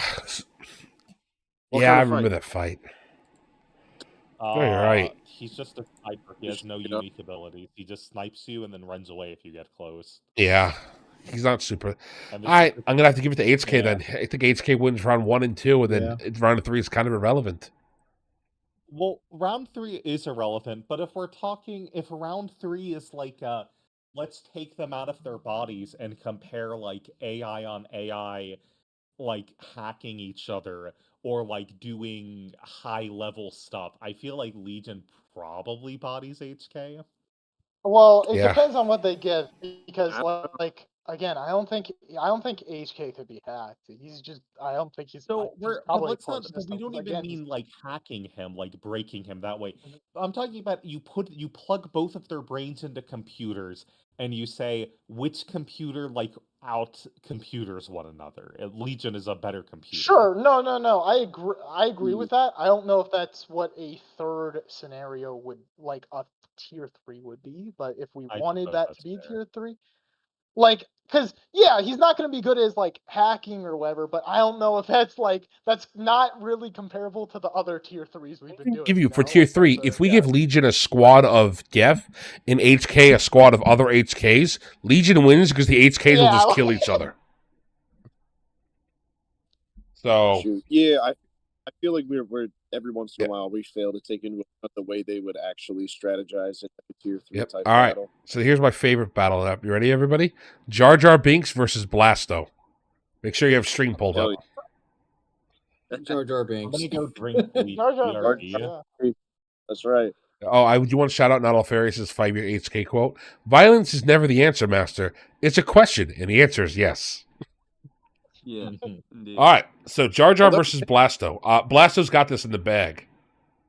Hanar can float, and he can just strangle the hell out of Jar Jar in round 1. Okay, He I also think has you're- guns. Wait, no. I think Yeah, he doesn't Jar have Jar guns. does win round 3, I will say. I think he can win round 3. Sith Lord. But Jar Jar's a Sith round Lord, one. remember? Exactly. Shut the hell up. Okay, but here's the round thing. one- Jar Jar would lose round 1 and 2 to keep his Sith Lord identity disguised. That's Wait, true, actually, true. so what is Blasto's physical capabilities? Because Yeah, in how strong round is 1 he? he wouldn't have guns. No, he'd strangle Jar Jar with the tentacles. Do you think Jar Jar So- could stop him? Blasto canonically is Jar the Jar strongest. gets into, like- Huh? Jar Jar gets into so many like I feel like if Jar Jar if Blasto it'd be like I haven't used the trait, but there's the one trait in Fallout. I don't remember what it's called, but it's like everyone gets bad luck or like has a chance to critical fail is like Oh yeah, majorly misfortune and increased. stuff. Yeah, I understand that. So Yeah, I'll give you that Jar Jar I has feel like- idiot luck, but here's the thing. So does Blasto, but Blasto's also James Okay. Bond. So he's James Bond with idiot Okay. luck and idiot unluck. So he's Okay. and he has guns in round 2. Jar Jar's got those Okay. weird goober Yeah, fair enough. balls. Yeah, Are you round telling me 3 that Jar Jar does win because Jar Jar has canonically like led an army. Yeah, and Yeah. I don't think the Hanar could stop an army of Gungans. I think the Gungans are more competent than the Hanar. Even if Blasto can Yeah. hire some Drell assassins, I think that would be powerful, but not enough to kill all the Gungans. So Jar Jar gets round 3, but I think round 1 and 2 go to Blasto. The motherfucker can use Sure. 6 pistols all at once. He can spin in a circle firing. Yeah. Eventually, one of them will get unlucky or lucky enough to get shot. Yeah. You know? Yeah, Not All Farius is correct. Blasto's an 80s action movie parody, so he automatically beats a mere Sith Lord. And Jar Jar So almost true. killed himself with a tank with his own idiot luck. This is true. No, that's not what that says. He says that he destroyed a tank with his idiot luck, which is true. It's true. But all right, here's the good one. This is going to be a horrible round 1 and 2, but round 3 is what we're really here. Actually, round 2 is going to be interesting. Wedge Antilles versus Joker. Now, I'm going to say right now, round 1 goes to Wedge. Okay, Joker yeah. can't walk. True. Here's where it gets interesting, though. Round 2, I think both of them get their spaceships and they fight each other. Okay. I think that's fair, seeing as how otherwise it's the least interesting gunfight in the world. A cripple versus a pilot. It's the least interesting gun. And even, like, I don't know, maybe Joker gets a shield, and so the shield wins, or the shield does nothing, and so Wedge kills it. If they're actually just let's be honest, their iconic weapons is they're in a spaceship. Yeah. Yeah, Yeah. absolutely. So the real question is, do you think an X-wing could body the Normandy at its full potential? Because Shepard piloting the Normandy, yeah, I can see that crashing. But Joker's an incredible pilot. He might be the best pilot in all of Mass Effect. Well, here's the problem. I don't know what the fuck the Normandy can do in a fight. So if we're talking about the range thing again, the Normandy should theoretically have more than enough range to shoot a TIE fighter down like it's a joke. But does the Normandy actually have guns on it? Well, first of all, it's not a TIE fighter, it's an X-wing. Second, the Okay. SSV Normandy, the Systems Alliance Space Vehicle Stealth Reconnaissance 1. It's a scout ship. Uh-oh. It's got cloaking technology, that's the thing. That's what which I'm saying. The Normandy's not built to fight. It's invisible. It's an excellent ship for carrying around the protagonist of a game. Yeah, minimal armaments. yeah.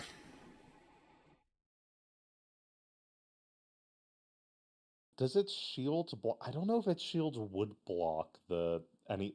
That's the problem. What guns does the Normandy have? Because it depends on that. If the Normandy has torpedoes, it's not really a fight. Well, let's go to the Because if Normandy it's Mark II because he flew that for 2 games, so let's go to that one.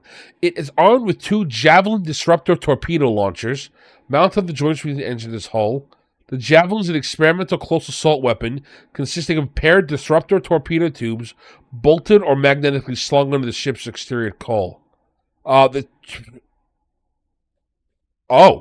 torpedoes are fired on converging trajectories, detonating in a precisely timed sequence that allows dark energy to be emitted by their warheads to resonate, magnifying the resulting time-space warping effects and literally shredding the target apart.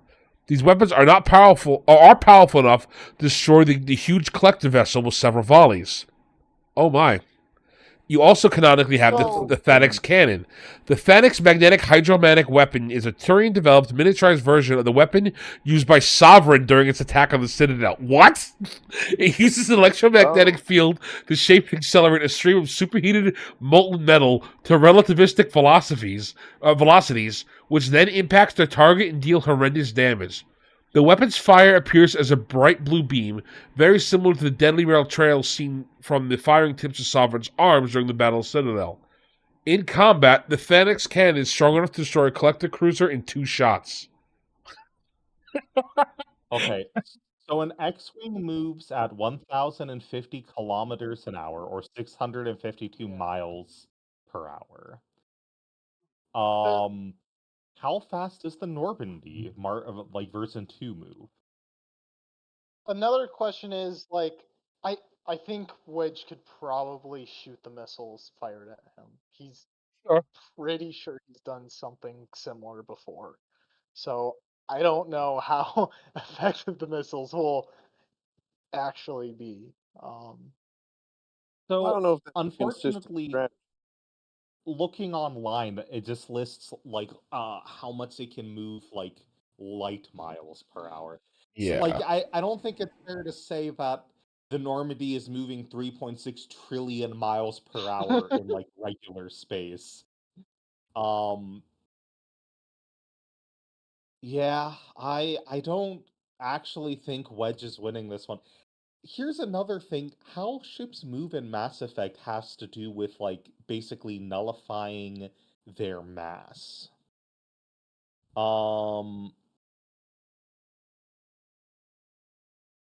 Okay, so now Ferris brings up a good point. The super cannon would have a charge up time. So that's something interesting to consider. Joker's best weapons take time to charge up. So the real question is, can Joker survive long enough for his nukes to charge? Well, what about the missiles? The missiles don't take time to charge. They just have to be loaded in.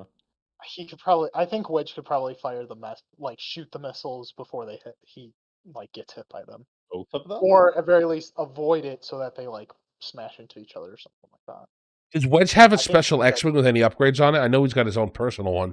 Does it have any specialty upgrades? I don't think Oh. he has any special ones, as far as I remember. I could be wrong, but like I guess it depends on which one, because I'm sure like I guess going from like his going by the regular Rogue Squadron ones, he just has an X one. I'm pretty sure. I don't think it's So, modified. Jacob, to answer your question, round 2 usually is a 1v1 in normal gear, but that doesn't really work with space pilots. These guys need a Because little bit of it's help. gonna be, yeah, Joker's in a wheelchair with a gun, and Wedge is walking around with a gun. I mean, yeah, I'm pretty sure Wedge is gonna win, but it's also not really the other iconic way of fighting. Even so, I think that Wedge still might win round 2, only because Joker's weapons take time to charge up and get ready. Let's just assume Wedge can shoot the missiles, because that's a feat he's done before in the comics and in the books. He shot missiles down. If we assume he can do that, because it's normal, it means he normally has. I don't think Joker can reload the torpedoes and keep the ship flying that fast. I don't think that the crew can reload the torpedoes that fast. And I think the main cannon Assuming he has a crew. Jacob did mention like you need a crew to reload most of the guns. Yeah. I'm not going to let the X-Wing hyperspace at will, because at that point Joker could fly hyperspace faster. Yeah, no, we're not doing hyperspace. Screw that. Like, Yeah, that's not the point. But yeah. I think that round 2 Wedge probably wins, barely, because the Joker ship has to charge up. It's very I think barely. Wedge. Yeah. I don't think hit and run tactics or hit and fade are going to be allowed off Arius. Even so, if we did allow them, I feel like that Wedge, because you can't be close to a ship when you hyperspace in. If you hyperspace in, Joker would just have the gun charged and ready to go, and it would vaporize you the second time you pulled that. So I think we're going to have to give round 2 to Wedge barely, but round 3, I think Joker 100% has it. If Wedge gets his full squadron. What includes Wedge? Okay. Well, I was going to say, if Wedge gets the full squadron that he has, Joker would probably get a complement of other fighter pilots with him.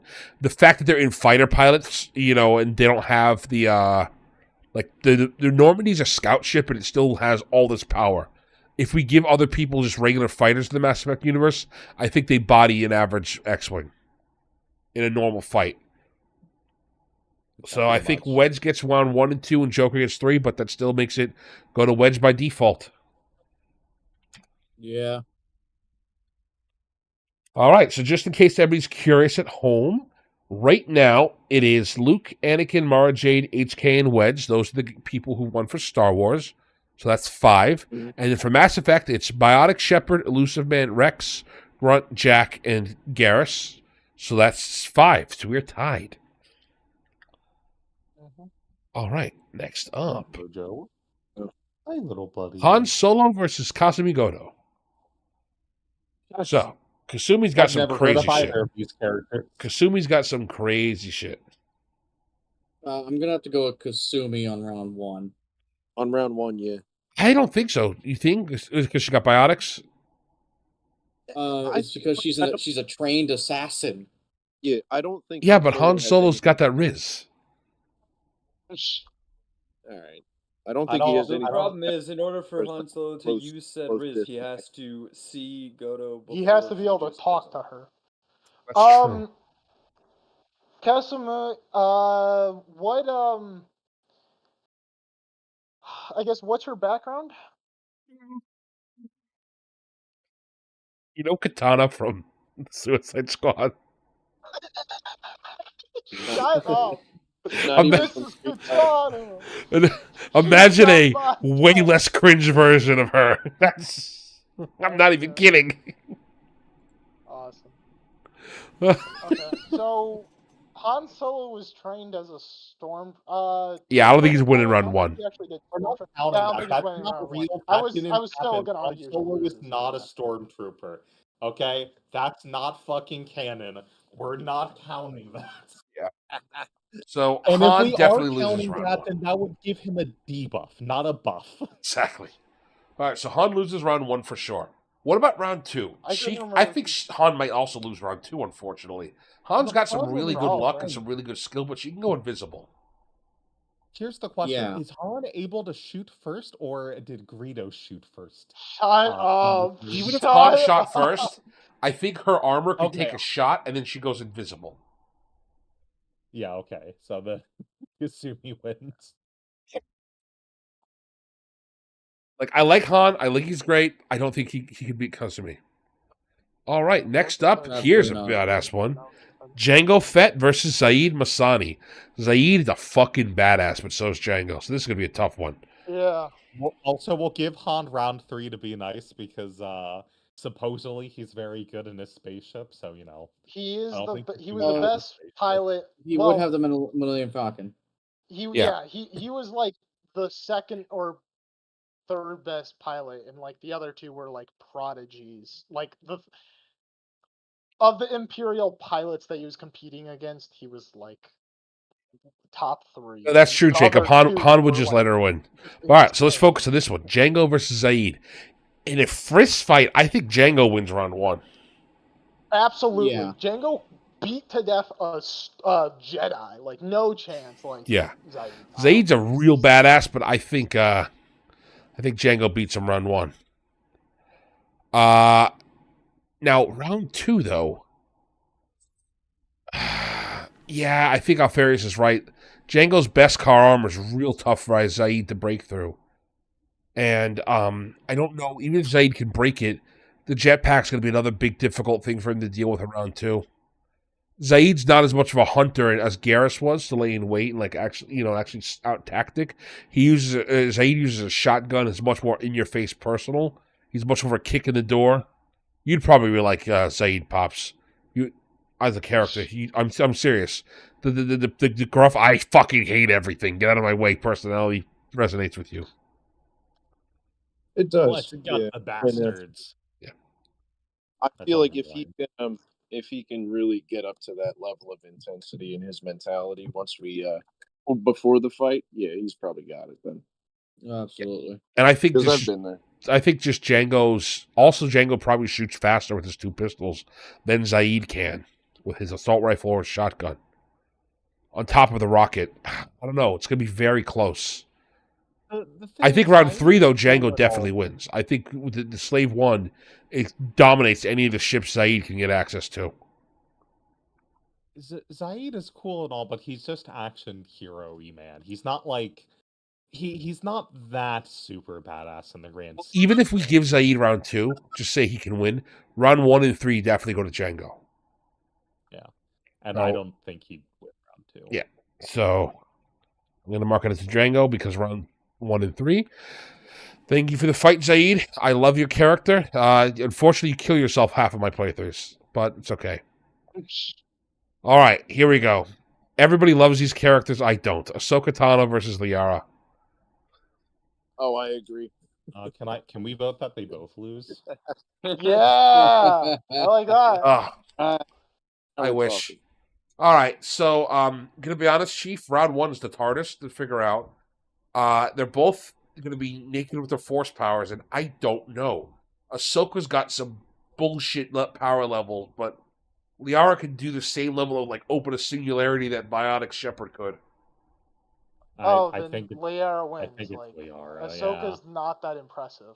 Like Here's the thing. Ahsoka is... I think round 2, Liara loses. Really? I think Ahsoka is much better at actually fighting in like a battlefield than Liara. Like with equipment and everything. Yeah. Equipment? Like, so why doesn't she just like she's got the same bullcrap? Like, why doesn't she black hole her? Because she has to find Ahsoka. Ahsoka's much better at hiding, much better at ambush tactics, stealth, and all that. But round 3, Liara becomes a shadow broker and has access to all information instantaneously. So I think Liara wins round 3. That seems about right. Isn't Liara also the only character that you can like lesbian romance in the first game? Yep. Hey yo. And she's the only character you can romance all 3 games. She's definitely the canonical romance, even though that's wrong. It's Miranda. But who's counting? Who's keeping score here? All right. Yeah. So this was another requested one. Bao-Dur versus Tali Zora Nara. So Tali. Tali's really no, cool and a no. very good ship mechanic, of course. She's definitely got some awesome tech powers. However, as James, who I hope is still around, pointed out, Baldur made a shadow cannon weapon that literally nuked an entire planet that sucked everybody in and almost killed all the Mandalorians and all the Jedi in existence.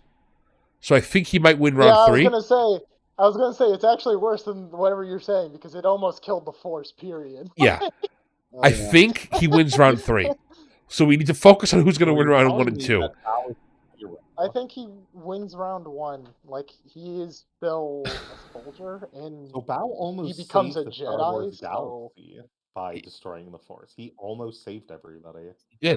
so true. Plus, Amy- he got a spin-off game called Baldur's Gate. Exactly. Shut up. So true. You So So true. true, Fee. I think he wins round 1. Like, does Tally have anything to like fight Bowder? Like, I think so, because she gets a cold if her suit gets breached. And this dude is jacked. Bao eats protein Like- shakes for breakfast. he's jacked, has a metal fist, and this is before he learns the Force. Allie is So a like, good romance Yep. option, but she's not a great fighter. So Bao wouldn't get the metal fist, I'm just going to tell you right now. However, I he still just think one doesn't arm. get his. I still think one arm. arm. He beats the crap out of Tally. I thought unarmed would still mean he keeps the arm. I didn't realize he was going that unarmed. No, Okay. he's going armless. It's technologies. Why? He And lost his his fist- Second Amendment. His fist can punch a barrier and cause ray shields to explode.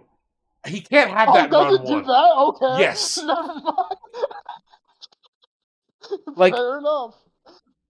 Yeah, I'm sorry, Bao. He's No, just... never mind. Never mind. Never mind. All right, Baldur. We're still neck and neck. I'm happy with this. This is very even. All right, I hate these characters. Karth versus Caden. Here's the thing. Karth and Caden are the same character. One is a whiny little bitch who complains the whole time. One's a whiny little bitch who complains the whole time. Hey, Yeah, I but- like Karth when he's talking. You do like to Karth. one You of are my Karth. favorite No. Shut the hell up. True. I'm not saying I like him in KOTOR. I'm saying I like him in the spin-off comic with Zane Carrick because I love Zane Carrick and I love the KOTOR comics because they're amazing. Go read the KOTOR comics. Great. That's great, but I'm going down my checklist here, and it's like, yes, you're whiny, you're little, you are a bitch, and you do complain all the time. Well, And Like, they I both are really- cucked by the main character. I you know really why? appreciate Because your they're input. both BioWare characters, and they're both the exact same purpose. They really are. Do you see how they have the exact same design? That was on purpose. Exactly. That's what I'm Remember, saying. They're the same fucking BioWare person. made Old Republic. BioWare made Mass Effect. They're Now, the same if we're going dude. to get down to brass tacks, Caden's going to win solely because he has magic. So round 1 goes to Caden. Round 2, they cry it out. Round 3, they cry it out. Well, maybe Caden- Karth gets round 3 because he can command a spaceship. So I guess they have to have a fist fight in round 2. And I don't think Karth can beat Wizardry in round 2. So unfortunately, Caden's No. going to have to get the win. Fucking Caden. Unless chat has a problem with this or any other point back, I'm going to have to give it to Caden. He's got his wizardry. Yeah, Caden. If he's Yeah, got the wizard wizardry, powers like kind of, probably he's better. All right, here we go, boys. Getting to the satanic I mean, rounds. Jacob says that Karth would body Kaiden, but like if he's got the wizard stuff, then like no. Like How many times did you hear us say Caden before you went and mispronounced it just now? I'm gonna mispronounce it whenever I want, Pops. I don't really care how you pronounce it. So, a good I want to see for Jacob here. He's correct in a hand-to-hand. However, all Caden has to do is, biotic push him off the cliff. Yeah. Because it's anything that's naturally a part of them. Jedi get wizard. You know what? Okay, so hang on. Jacob brings a good point. If they do need biotic amps in order to get going with he does need his biotic amp. He is that weak. That is true. Caden is weak enough that he does need his biotic amp for his power. And you wouldn't get that in round 1, which means that Karth could just beat the crap out of him. I think we have to go back and redo it, boys. I think we do have to give it to Karth. Yeah, I mean, if Kaiden doesn't have it, Karth probably doesn't. He needs an amp. Then yeah. And Yeah, I don't know Jacob, you round- convinced me. Well, And this is true. He's also good enough to be made a Spectre. That's probably why he'd do much better in round 2. I don't think he's going to win round 1, though. That's the key thing. Round 1 is what it comes down to, and I don't think Caden can beat Karth if Caden's biotics is turned off. All right. So now the one that's on screen, Darth Vader versus Saren. I feel real bad. I think round 1 is probably going to have to go to Vader. Yeah, Round 1 is definitely Vader. And not just the Force, but even in an actual fight, I don't think Saren's physically strong enough to hurt Vader. Even now, you got to mention as well, it's what is needed for life support. Yeah, tier 1 doesn't need his arms or legs that are robotic for life support. Are we really gonna put Stub Vader in this? Even if we do that, I think dude, I say Stump Vader because it's funnier. The rule is tier 1 is whatever is necessary for bear survival or just to make even Stump Vader is going to force kill. But he's got Saren. the Force. Yeah, the Force will Vader is a stump. Cool. He floats up above Saren out of reach and blasts him into a non-existence with the Force. He can still Force choker as well doing this. Yeah, he can. So I think Saren is out for round 1. Hand motions are just to show off. Hand motions are just to show off. Now round 2 is where it gets interesting. What was your question? Is Saren a biotic? I don't remember. I know because I actually don't remember if Saren is biotic. Okay, we should check what Saren can actually do in a fight before we just. He is biotic. That's right. See, here's the thing: you only fight him once. Oh, no, you fight him twice on Vermeer. But at that point, as you see, he's got Reaper tech. So I just assumed it was his Reaper stuff. But no, he actually does have biotic powers too. Okay, then he loses because he's a stub. I just find it stupid to make him a stub. I still think that Saren's biotic powers aren't as powerful. He's got Throw, Warp, and Carnage. And as cool as Carnage is a shotgun ability, so it's doubles the damage. But he's got Vader's winning that. Yeah. Vader wins that. Vader has forms, did you know? This is true. Forms. Yeah, this is not even Vader's final form. I'm not even kidding. In the comics, he has alternate forms. That's true. But yeah, all right. So let's say Vader gets round 1. It's round 2 is what I really want to focus on when they're actually getting all their powers. So Saren gets a shotgun. He gets a pulse rifle. He gets some more of his what's it called? His biotic powers. And because he's partially a robot, the Force actually has less of an effect on him. And you might say, well, that's not how it works. No. He specifically, biotic powers affect him less as one of his abilities. Okay. Yes. Let's also touch on another thing. A big part of how Darth Vader fights is he cuts you off from the Force, and this affects everyone, right? Yeah. Yes. But the Force isn't a thing in Mass Effect. So does that do anything, or is that? I think that power would function on biotics to keep it fair. All right. So here's the question: what does Saren do against a swarm of trees flying at him? So he can throw them probably could dodge really well. If you could look up a picture of him fighting, well, that's actually when he becomes a husk. I don't know. He's a little disc he can float on. Do you think he could stop him from bridge gaining because if Vader gets in, it's all over. So I feel also, mind you, there's also a lot of mind games that come with the Force as well. Yeah, and you can't convince Saren to kill himself. So if he's that weak-willed already, yeah. Oh no, yeah, no, nah. Yeah. All right. So I think. Also, yeah, there's also the question of what do you do if a lightsaber is thrown at you, just right at your head? So I think you can block it with the biotic hard light thing you can make with their Omni tool. I think you can block it. I wouldn't say you could stop it permanently, but you could probably deflect it. However, the kill yourself or the lull, that works on Saren in the game. I think that means his mind's weak enough that Vader could probably dominate and rip it apart. Yeah.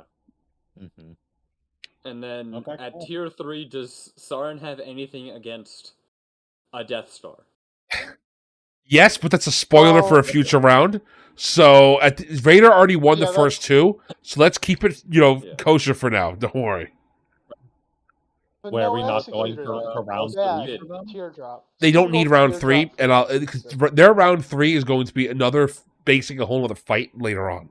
By the way, kid, Yes, check the time. it is 9. Lamau! All right, so let's Do- skip to that fight then. Let's skip to that since we're not going to get through the other ones, because this is the real like 8 fights left. Wow.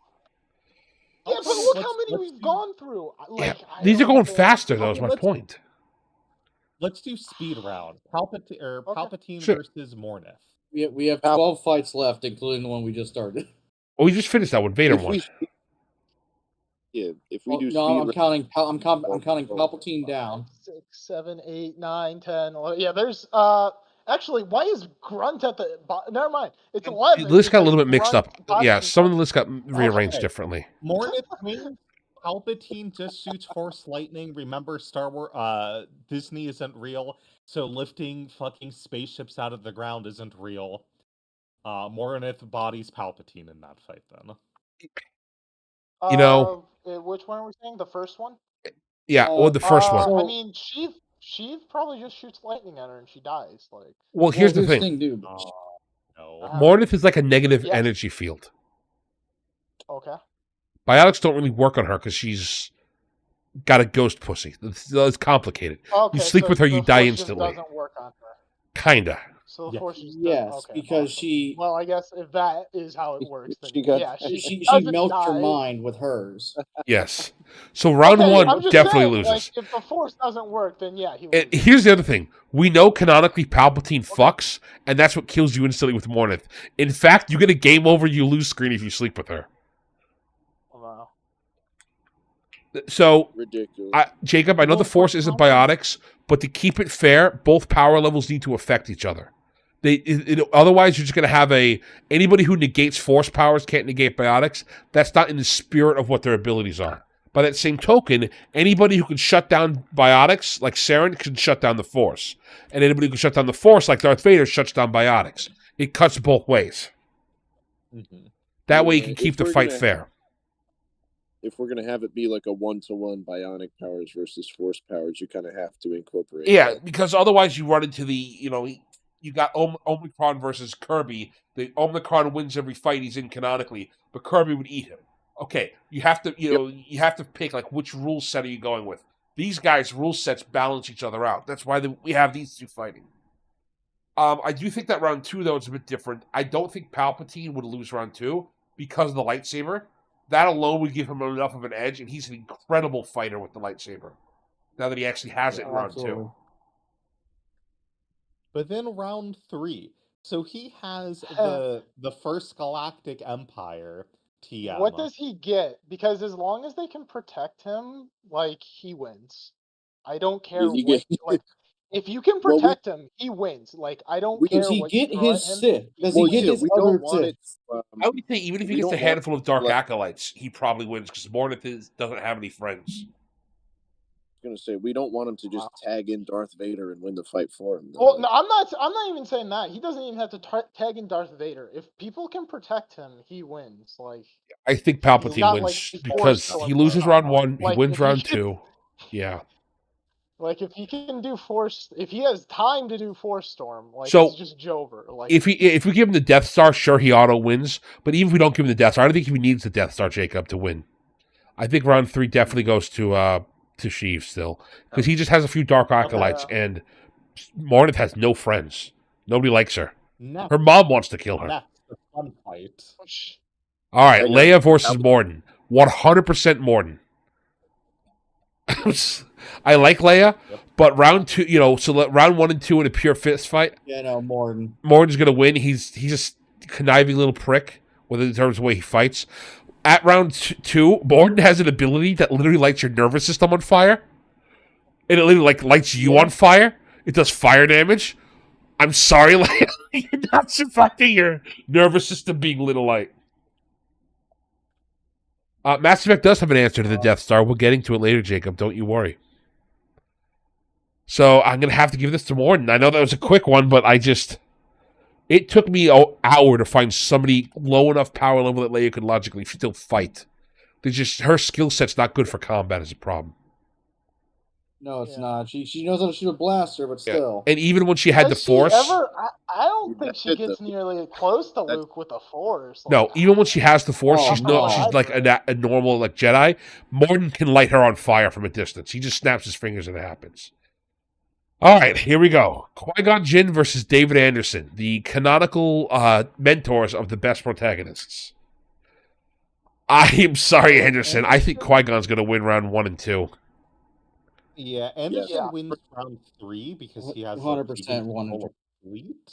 Yeah. But he's just a dude. Like there's nothing. He's cool, but he's just a dude. He's not a space I mean, wizard. what's round 3? What do you think about round 3? I'm thinking Well, fleet battle. Even if it's not a fleet Fleet battle, Colonel, Anderson gets access to Spectres because he's, part of that group and can have a couple of them. A handful of Spectres could body a handful of Jedi that Qui-Gon would get. And I think just enough guys with snipers. Anderson could hire a couple dudes with shotguns and they could take out Qui-Gon. Like $50. Yeah. I do want to quickly, because I know we blew past it. Anderson should have fought Leia. That's probably a good point, Jacob. I'm gonna make that. I'm gonna give you a. Can I give you a heart for that? I can't give you a heart with that. Here, give me some hearts. Jacob's got a good point there. That is a completely valid point. That being said, Anderson would still win, or Anderson would win against that. In Yeah. that fight. All right, so I'm gonna put down that Qui-Gon wins. All right. Who's this? Araya Tolok. Yep, Asajj Ventress versus Arya Tolok. All right, this is another one of I hate these characters and I want them to die. They are both the angry, tattooed, You evil hate ladies who are just Ventress. so edgy and cool and like totally not I goth really girls. like Ventress.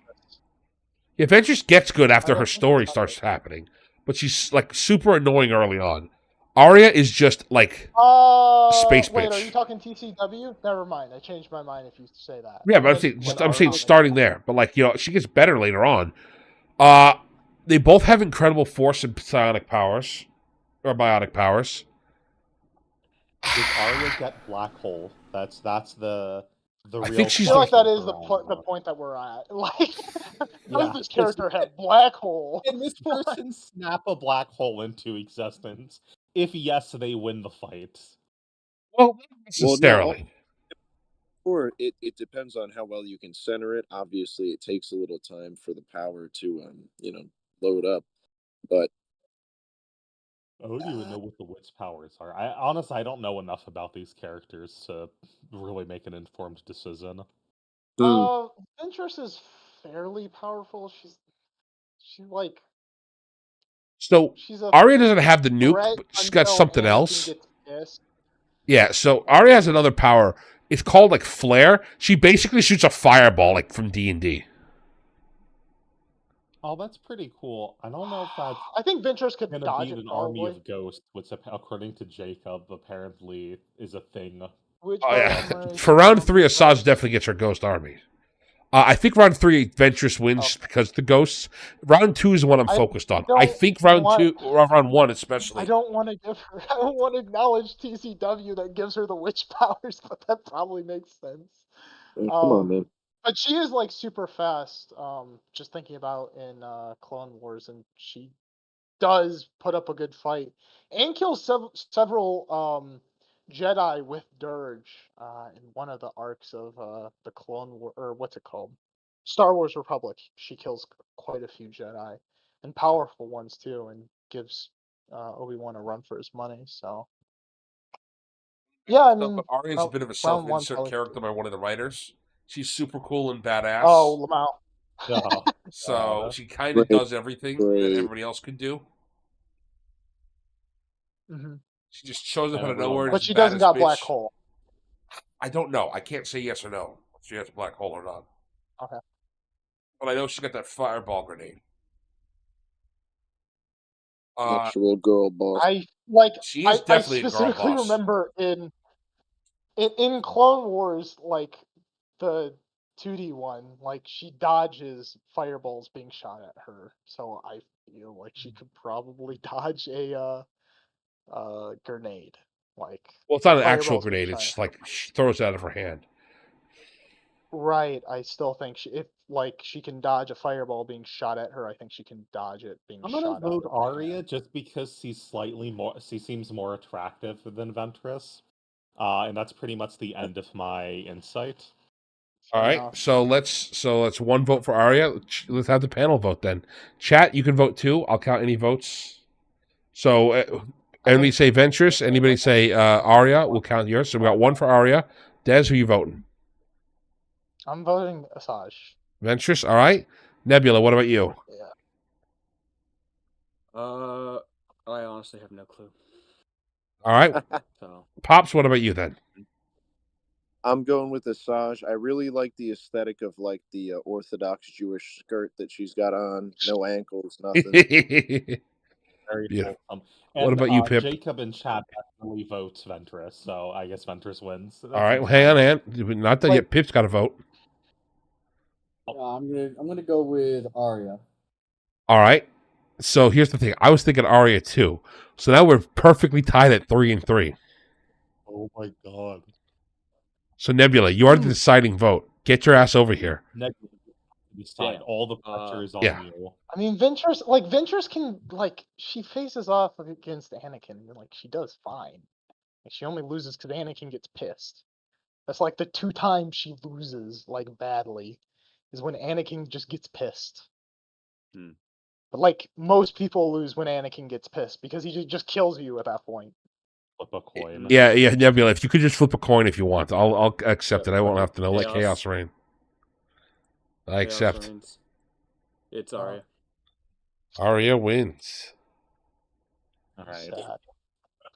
Which is really, honestly, we should probably just not count this one. But You know what? I won't count it for the points unless it's the tiebreaker. I'll highlight it. Depends on the next one that they have to face. Yeah.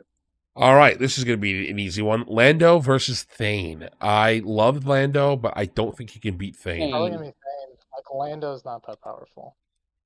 Lando's just the dude who can use a gun and fly a ship. That is Lando. Yeah, he's suave. Yeah. He's sexy. He's a badass. He's charismatic. He cannot beat the literal assassin. He's Yeah, not. No. it's the same. Wait, what's wrong, problem Jacob? Todd has. Yeah, I know Thane bodies Lando. Yeah, The category for these two were, hey, kid, you should include Lando and include Thane. What do they have in common? I want to fuck both of them. So that's the reason they're here together, Jacob. Because I have nobody else for them to fight. Gee, I wonder who suggested that. Yeah. Lando is a con artist. I'll give you that. But he can't con his way out of death. Yeah. So, unfortunately, I'm going to have to give it to Thane. All right. Darth Maul versus the Shadow Broker. Ooh. Who the fuck is Darth Maul again? Oh, that's the guy in the movie I fall asleep in because it sucks. What does he do? I think he twirls around a dual-bladed sword and then gets fucking killed and then is ignored forever. Yep. Until That's not Disney true. decides, Here's the "Oh, thing. actually, we want to sell He also comes back and starts a criminal organization that takes over the galaxy, which is the same thing as the Shadow Broker, who runs a criminal organization that takes over the galaxy. However, the Shadow Broker's shield is incredibly powerful, and he's this big old fucking chungus dude who's like 12 feet tall with a shotgun. He's incredibly strong. Let's give it to the Shadow Broker. So let's start at round 3 first, just for the shits and giggles. We've already established Mass Effect wins tech-wise. So Shadow Broker wins round 3. I definitely If think they're so. both naked, Maul is kind of an let's idiot, be- even canonically in round 3. He gets his fucking ass kicked by everybody, and he loses all the time. He's like Worf. That's not true. What? Oh my god. He use wins. Force? What do you mean? Wait, I can Maul genuinely use don't the understand. Force? He kills Okay. several Jedi. Yeah, he kills Yeah, but nameless Jedi Jedi. are stupid. So he's just like Worf. Okay, yeah. Worf shows up, he kills the unnamed badass that we are supposed to get. Then when the bad guy shows up, they beat Worf up to show how tough the bad guy is. Palpatine constantly just takes Maul out back and spanks him. The Mandalorians spank him whenever they need to. Every time Maul shows up as a character with a name, he gets I'm sorry. spanked. I'm sorry. Wait. I'm sorry. I forgot we were including TCW. Yeah, he does get spanked in TCW. Even Yes. canon stuff. Up until episode 1, he gets spanked by everybody whenever he has the thing. Pre-episode 1, yeah, he's a bit of a badass and he does assassin stuff. But he doesn't Yeah, kill I'm anybody thinking of note. pre-episode 1. It's Also, like they I think introduce a it's character for him to kill. Yes. The only Does person he kills Maul is cool have the Qui-Gon. Force? Yes or no? Yes. also I do Yes, think it's kind Maul of has funny the that Force? I do think it's funny that round 1 Maul would just be his torso and up. Shut up. No, Shut up. Shut no. up. Even if we gave him his I'm legs, not wrong. even if we gave him his legs, I think the Shadow Broker would win because I'm pretty sure the Shadow Broker still gets still can cast spells. Yes. Oh, I was gonna wait. Can he? I was gonna Yes, say he's a biotic. Maul wins if he has Force. Okay, if he's biotic, I mean, can he use his biotics without an amp, like the really powerful characters, or does he Yes, need an he is that level of power. Okay, so yeah, then I guess Shadowbreaker just wins on every stage. Got fucked Maul. Yeah, I'm sorry, Maul, but Shadow Except for Broker is the- incredibly powerful. We're in the shittiest Star Wars movie, not counting the sequels or the Disney sequels specifically. All right, so sorry. Next up, we've got Justicar Samara versus Obi-Wan. I'm gonna have to say Obi-Wan for this one. I got to go with Obi-Wan. Yeah, I'm a I think simp for round Obi-Wan. one, definitely Obi-Wan can win. I don't think Samara is powerful enough to obliterate Obi-Wan. She's great, but I think Obi-Wan is he's got that dog in him, and he always seems to have a way out of the situation. He's much more tactical than Samara is. Samara gets easily lied to and bullied by people a lot. Obi-Wan also has training. Granted, if he lets go of that training, like his Jedi training, he becomes way more powerful because the Jedi training is to restrict oneself from not becoming a someone crazy or just a flat out murderer. Yeah, and so he's strong with biotics, but he's not a black hole user. So yeah, probably Obi-Wan. even if she is, I think Obi-Wan could stop it. I think Obi-Wan's powerful enough to be able to deal with it. He's one of the few people who could deal with it. And she's not more powerful than Shepard and Jack, who are like the top tier. She's great, but she's not like the 1% of 1% people. Yeah. Her daughter's stronger than her, Also, and her yeah, daughter lost. Obi-Wan's whole thing combat-wise is he has like impeccable defense. Yeah. Yes. So I don't really think he's getting through the. See, that's kind of the thing. Obi-Wan Jacob's would got it. win some fights that some of the other characters wouldn't, just because he's a lot smarter usually. Yeah, and he's better at tactical thinking. Tactically, yeah. That's Also, what yeah, I think Obi-Wan. All right, so Obi-Wan gets all three. I'm sorry, Samara. This is a contentious one. I got somebody told me that if I chose wrong, they'd kick my ass. So bring it. You know who you are. Rex versus Ashley. I really think that Rex wins round one. I was going to say round two. I think Rex wins all three. Actually, really, I believe yes. Rex is trained and has been through the fucking ringer. Not just that, Ashley becoming a Spectre. I think he maybe loses round two, but I don't think he does. I think he wins round two still. Because Rex's ability to just adapt to whatever bullshit is thrown at him is insane. Whereas Ashley becoming a Spectre is really cool, but she's got no magic powers. She's got no ability. She's really tactical and smart about certain stuff. But Rex is just like insane, some of the stuff he can pull off. When you're based off of the based Giga Chad Alpha, it's bound to happen. So. And also, Ashley's the worst soldier in the game with his 4 soldiers. Not 40 soldiers. Like half the characters are soldiers, and she's the worst one of them. So, yeah. When you think about it, Rex is kind of the best Mandalorian. He really is. He's the best Mandalorian compared to all the ones we talked about. He really is a badass. All right, and now for the second of the meme fights, Darth Revan versus Javik. They're both here because they are men out of time who have eldritch powers from realities that nobody can understand anymore. Nobody knows why they're both here, but they both are here now. Pay extra to get them. Oh, Revan. I'm leaning towards Revan. But Javik is weird. Javik actually has some very... Javik is weird. But he's got some specific powers is why Javik is on the list. His powers are like nullification Revan and negations. Crazy. Right. Revan have anything crazy? Oh, I yeah. remember, like, Revan is in the era of, like, everyone having crazy powers. So I don't remember Revan specifically having actually that crazy powers. Yes. Let's clear up Like something. Revan So and Malik are all, like ironically the two weakest, like as far as I remember Oh, from no. the KOTOR era. Like everyone else is like, you know, the eldritch abomination about to consume everything, and Revan and Malik are like your average Civ guy. Like I don't remember them being super crazy. the Revan can use any force ability. That's kind of the thing. Well, at least like any in the games. So. Yes. Right. But that's why I put him against Javik. That's true. Javik has nullification powers, though. Javik's thing is he could turn off biotics from people and tech. Is he good at shooting? Javik's one of the top soldier. He was the commander shepherd of his days. He cannot turn off all biotics, but Javik can definitely fuck with biotics. So again, it's not an immediate. If we say biotics and force are similar powers, it's not an immediate. I turn everything off. It's Revan now to try extra hard for his powers to work, which I think in round one that gives Javik the edge because they're in close range in melee. Javik's bigger, stronger, and can definitely beat the shit out of Revan before Revan can do anything. 2 and onward, I don't think Javik's still winning. So Revan survived. He was in the Mandalorian Wars, right? That's kind of his thing. Like, even if we're not talking about Eldred's powerhouses, Revan is really, really skilled at fighting. Yes. Revan is like powerful enough that skilled enough as a combatant that he was able to defeat Mandalore the Ultimate.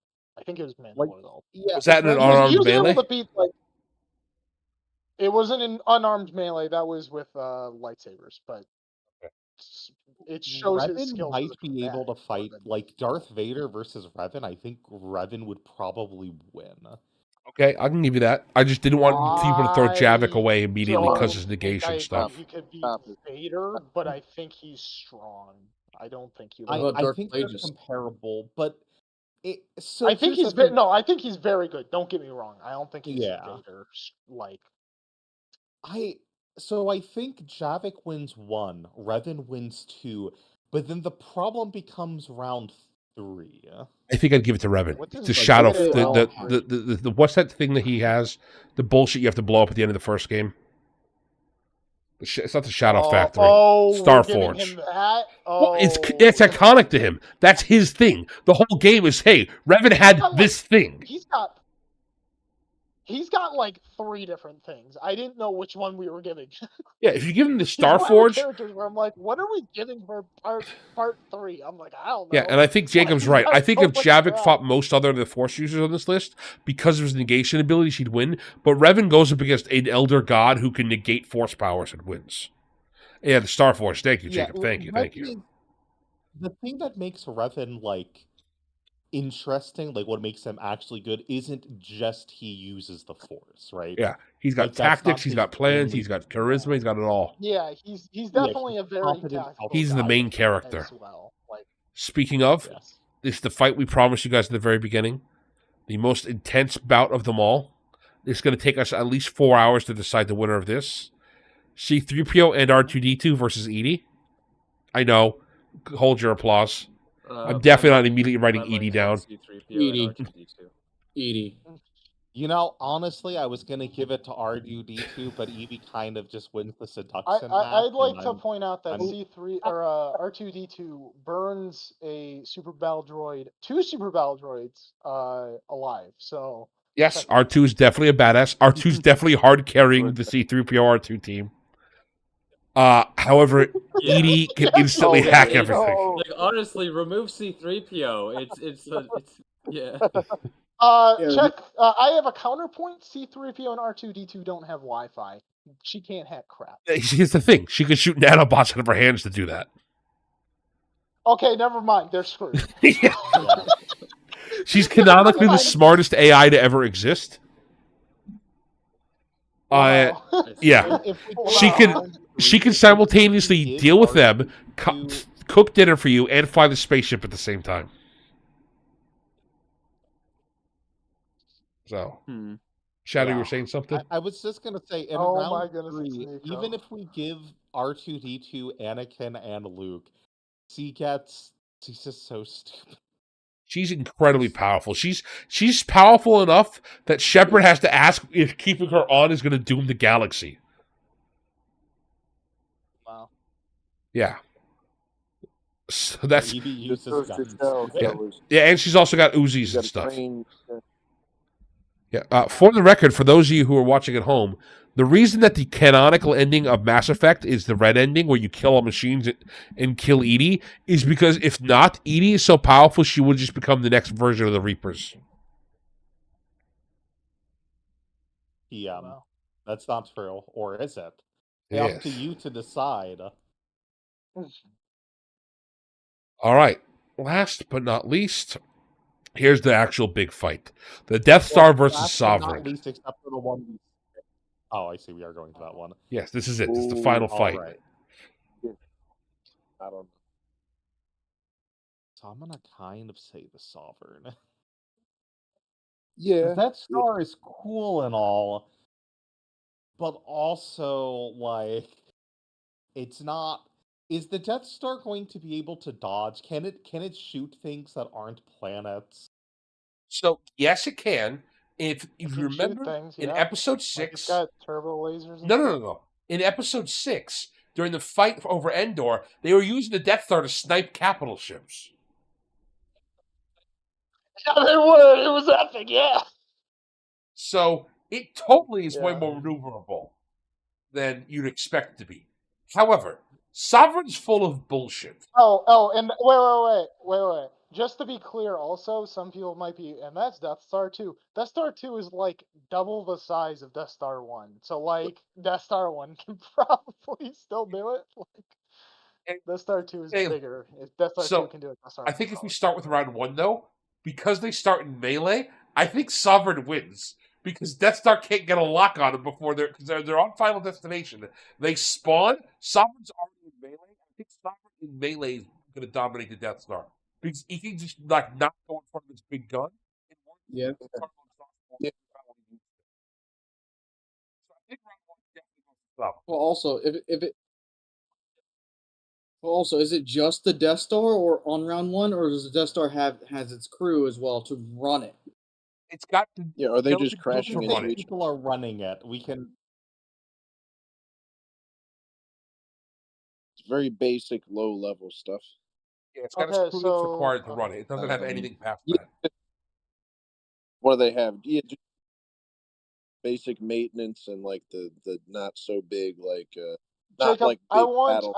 you Hyperspace get out. ramming isn't real. Don't say those words. Don't say those words. Hyperspace ramming Don't isn't a say those thing. words. Don't Also, speak if those words. hyperspace ramming is a thing, why didn't one ship hyperspace ram the Death Star and instantly destroy itself in the Death Star? Okay, so he's Okay, so Jacob, to they answer your ram question, Sovereign. I because don't know. Sovereign ran over to the Citadel and ripped it apart. And the Citadel's as big as the Death Star, if not bigger, in Mass Effect. What's the population of the Death Much Star? bigger than the Death Star. Let's find Thousands. out. Death Star. Current Let's population. find how many people did 2 Luke million. kill? Okay, because if it's 2 million, that is about 1/6 of Citadel. Citadel is 13.2 million people.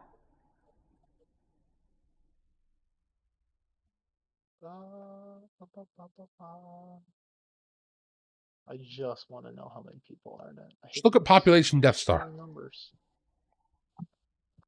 So I'm looking.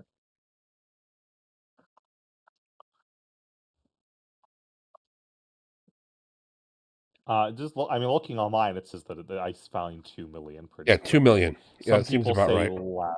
Yeah. Yeah, 1.2 million to 2 million is what everybody says. So that means that it's 7 times or 6 times to 7 times the size of the Death Star. That's where Sovereign landed originally.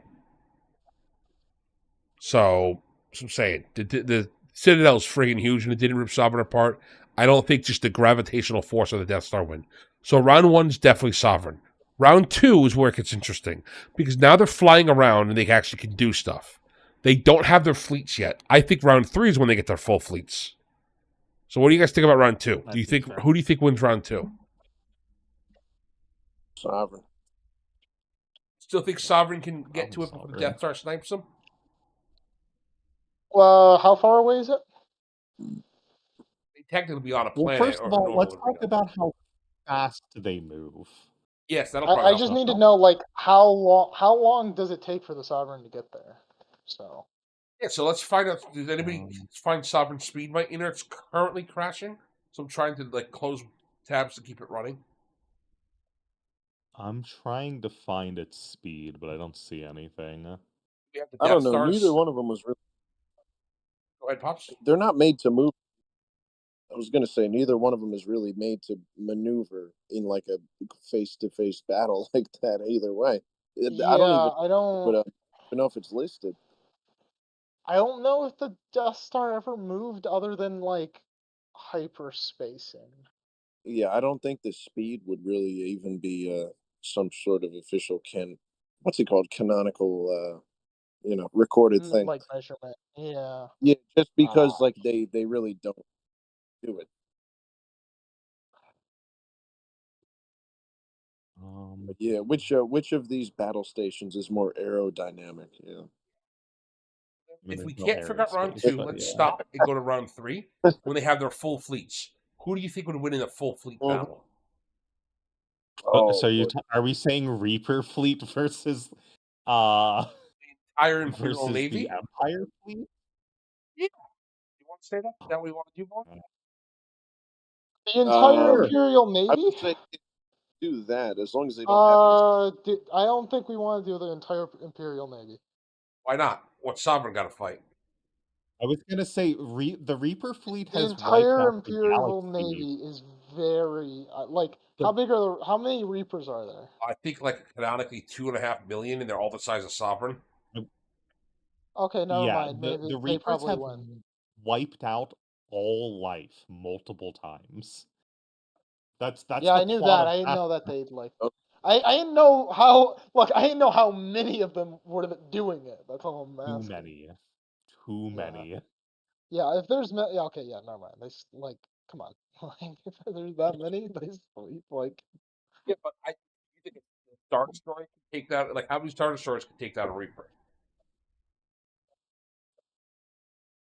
I don't know.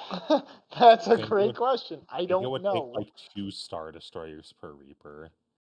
Oh, well, I mean, there are Star Destroyers that are bigger than the regular Star Destroyer that there's a Super Star lot of. Destroyers. I don't Those can remember the definitely take exact. out a Reaper. I don't think Yeah, okay, let's say that takes out like 1 Reaper. I don't think they have enough like mass to fight all the Reapers. Yeah, I think when you take into account the total, just the sheer number of them, it gets to be too much to compete with. Because there's the Imperial one, of course. There's Imperial 2. What am I thinking of? There's the. If we got that, it would say that that's it. Whatever. That means the Reapers would win round 3, which means Sovereign wins round 1 and 2, and it doesn't matter who wins round 1 and 3, which means it doesn't matter who wins round 2. If Sovereign wins round 1 and round 3.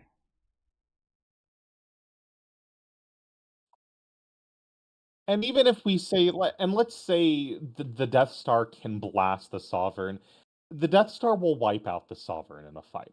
Okay, we can say that. But then, like, once it comes to the fleet or a melee fight, yeah. Jacob, the Empire is not going to be able to stop the amount of Reapers Even they if have the Sovereign isn't that big.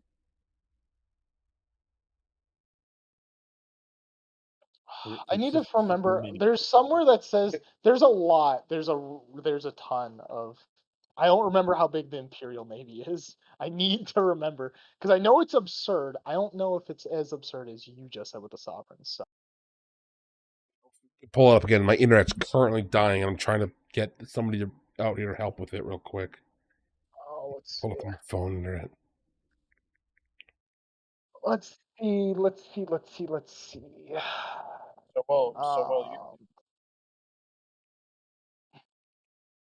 Does the Sovereign? I Sovereign didn't play the is game very 2,000 Does the meters tall, Sovereign according to the AI. He's 2 kilometers. So the Death Star is 200 kilometers. So he's 1% the size of the Death Star. Okay, so that could change things a little bit. Yeah, Maybe there's the Sovereign Predator can't win in Predator round Mark 1 then. II. Praetor Mark II. Well, There's the how Praetor Mark powerful? II, which might be something to But can't consider the too. sovereign like harvest people? That's the other thing. If the sovereign's in melee range, isn't it just going to harvest the crew? It doesn't even have to destroy the ship if it's harvesting the crew. Wait, you think the Sovereign's going to win because it just kills everybody in the Death Star by making them go insane? I mean, Well, I don't know, yeah, 'cause- right? Like, wouldn't it? Like, that's the thing On with the Rogue sovereign. One. It's not just that. That's also the reason why the Reaper fleet wins. It's not just that they're scary spaceships. They also like harvest people and make you go insane and all of this other terrible stuff. Like it's more than just like the weight of the ship. So I don't know how many sector groups are, but a sector I group think has 2,600. I mean, that's not gonna. Jacob's got a problem with what you said there. He's like, no. How many sector groups? So Jacob, the thing literally makes you go insane. It's got No, magical I'm looking powers for that do that some. shit. Yeah. It got- Well, It's got mind control powers. as part of the entire Imperial Navy, is Palps part of this? Because that might actually affect Oh, things. that with wouldn't mind be control. fair.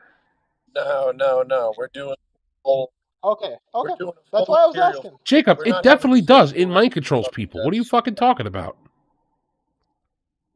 Its whole thing is it mind controls you slowly by whispering into your ears. It doesn't just fuck with biotics, it fucks with everybody. That's why Anderson had it going on and he wasn't biotic.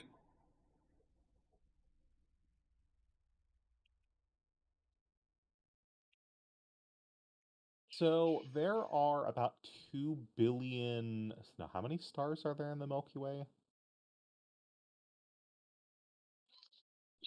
Like 12. I don't know. Between 3 and 4. At least 3. 100 billion to 400 billion. It's wow, really. Okay, so is that how Yes. many Star Destroyers there are? No, I'm thinking I about because cannot remember the find how Reapers many there check are. every single like star. Oh, but there is like there's a quite a, how many Superstar Destroyers are there? Because there's more than one actually. 6. Now that I think about it, how many Executors are there? There's 6 Super Star Destroyers. There's probably more Executors. than I just said that. Can you not hear me? Okay, so there's 6. Okay, so there's 6 Executors. Can you hear me? No, we can't hear. Des, are you gonna? Yeah, you're good. Go ahead. So there's 6 Executors. There's also it's under construction. When did they finish that one? Because there is also the Superstar Destroyer that has a Death Star laser. I don't know if So hang on a that sec. one was I think we're getting a constructed. little off track here. So I think because Sovereign's so much smaller than the Death Star, I think it might actually end up losing round 1 because it just wouldn't be able to do. But it makes people go insane is a problem. So here's what we need to figure out: is the insanity radius of The question is how close. Well, the question is how close is it? Because like we put them far enough away in the original one where that was an issue, and now it's the opposite issue of like if it's too far away, it's screwed. If it's too close, if the they Sovereign win. pokes holes in the Star Destroyer, can the Sovereign? I forgot. Can the Sovereign like scan things well? Does it know where the life support system is for Definitely. the Death Star? Definitely does. Okay, so Yeah. even if it can't destroy the whole ship, why can't it just destroy the life support? And then just play footsie. So we're gonna need to start like solidifying stuff because I do need to start playing GG soon. I promised him. So round 1, who do you guys think? Sovereign versus Death Star. They start right next to each other. If they're starting next to each other, If they're next to each other, I don't know why we're starting next to each other. That's round 1. Everybody else started next to each They're other. 1v1ing on Yeah, Final round 1. Destination. Oh, round They're one. too big for Round Final 1 is the Death Star. Destination. Yeah. No, that makes So sense. Sovereign wins round 1. So let's mark that. So round 3 is super long range with all their fleets. right? Do we have a final fleet count roughly? I'm I pretty have sure there are no more clue Reapers than there what are the fleet Imperial count is. fleets. And I think one Reaper is equivalent Yeah. to, Probably. let's just say minimum one Reaper is equal to 2 Star Destroyers. Are there over 12 million Star Destroyers?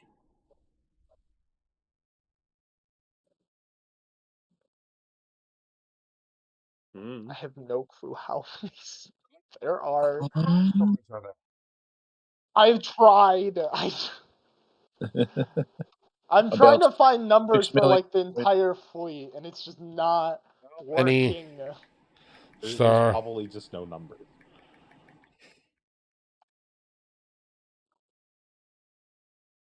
At the height of its power, the Empire had 25,000 Star Destroyers. Okay, so the Empire fleet are That's not definitely winning the Reaper fight. No. So round 3, that's probably Reapers. Yeah, so round 1 and 3 are Reapers. Round 2, though, I think the Death Star definitely has it.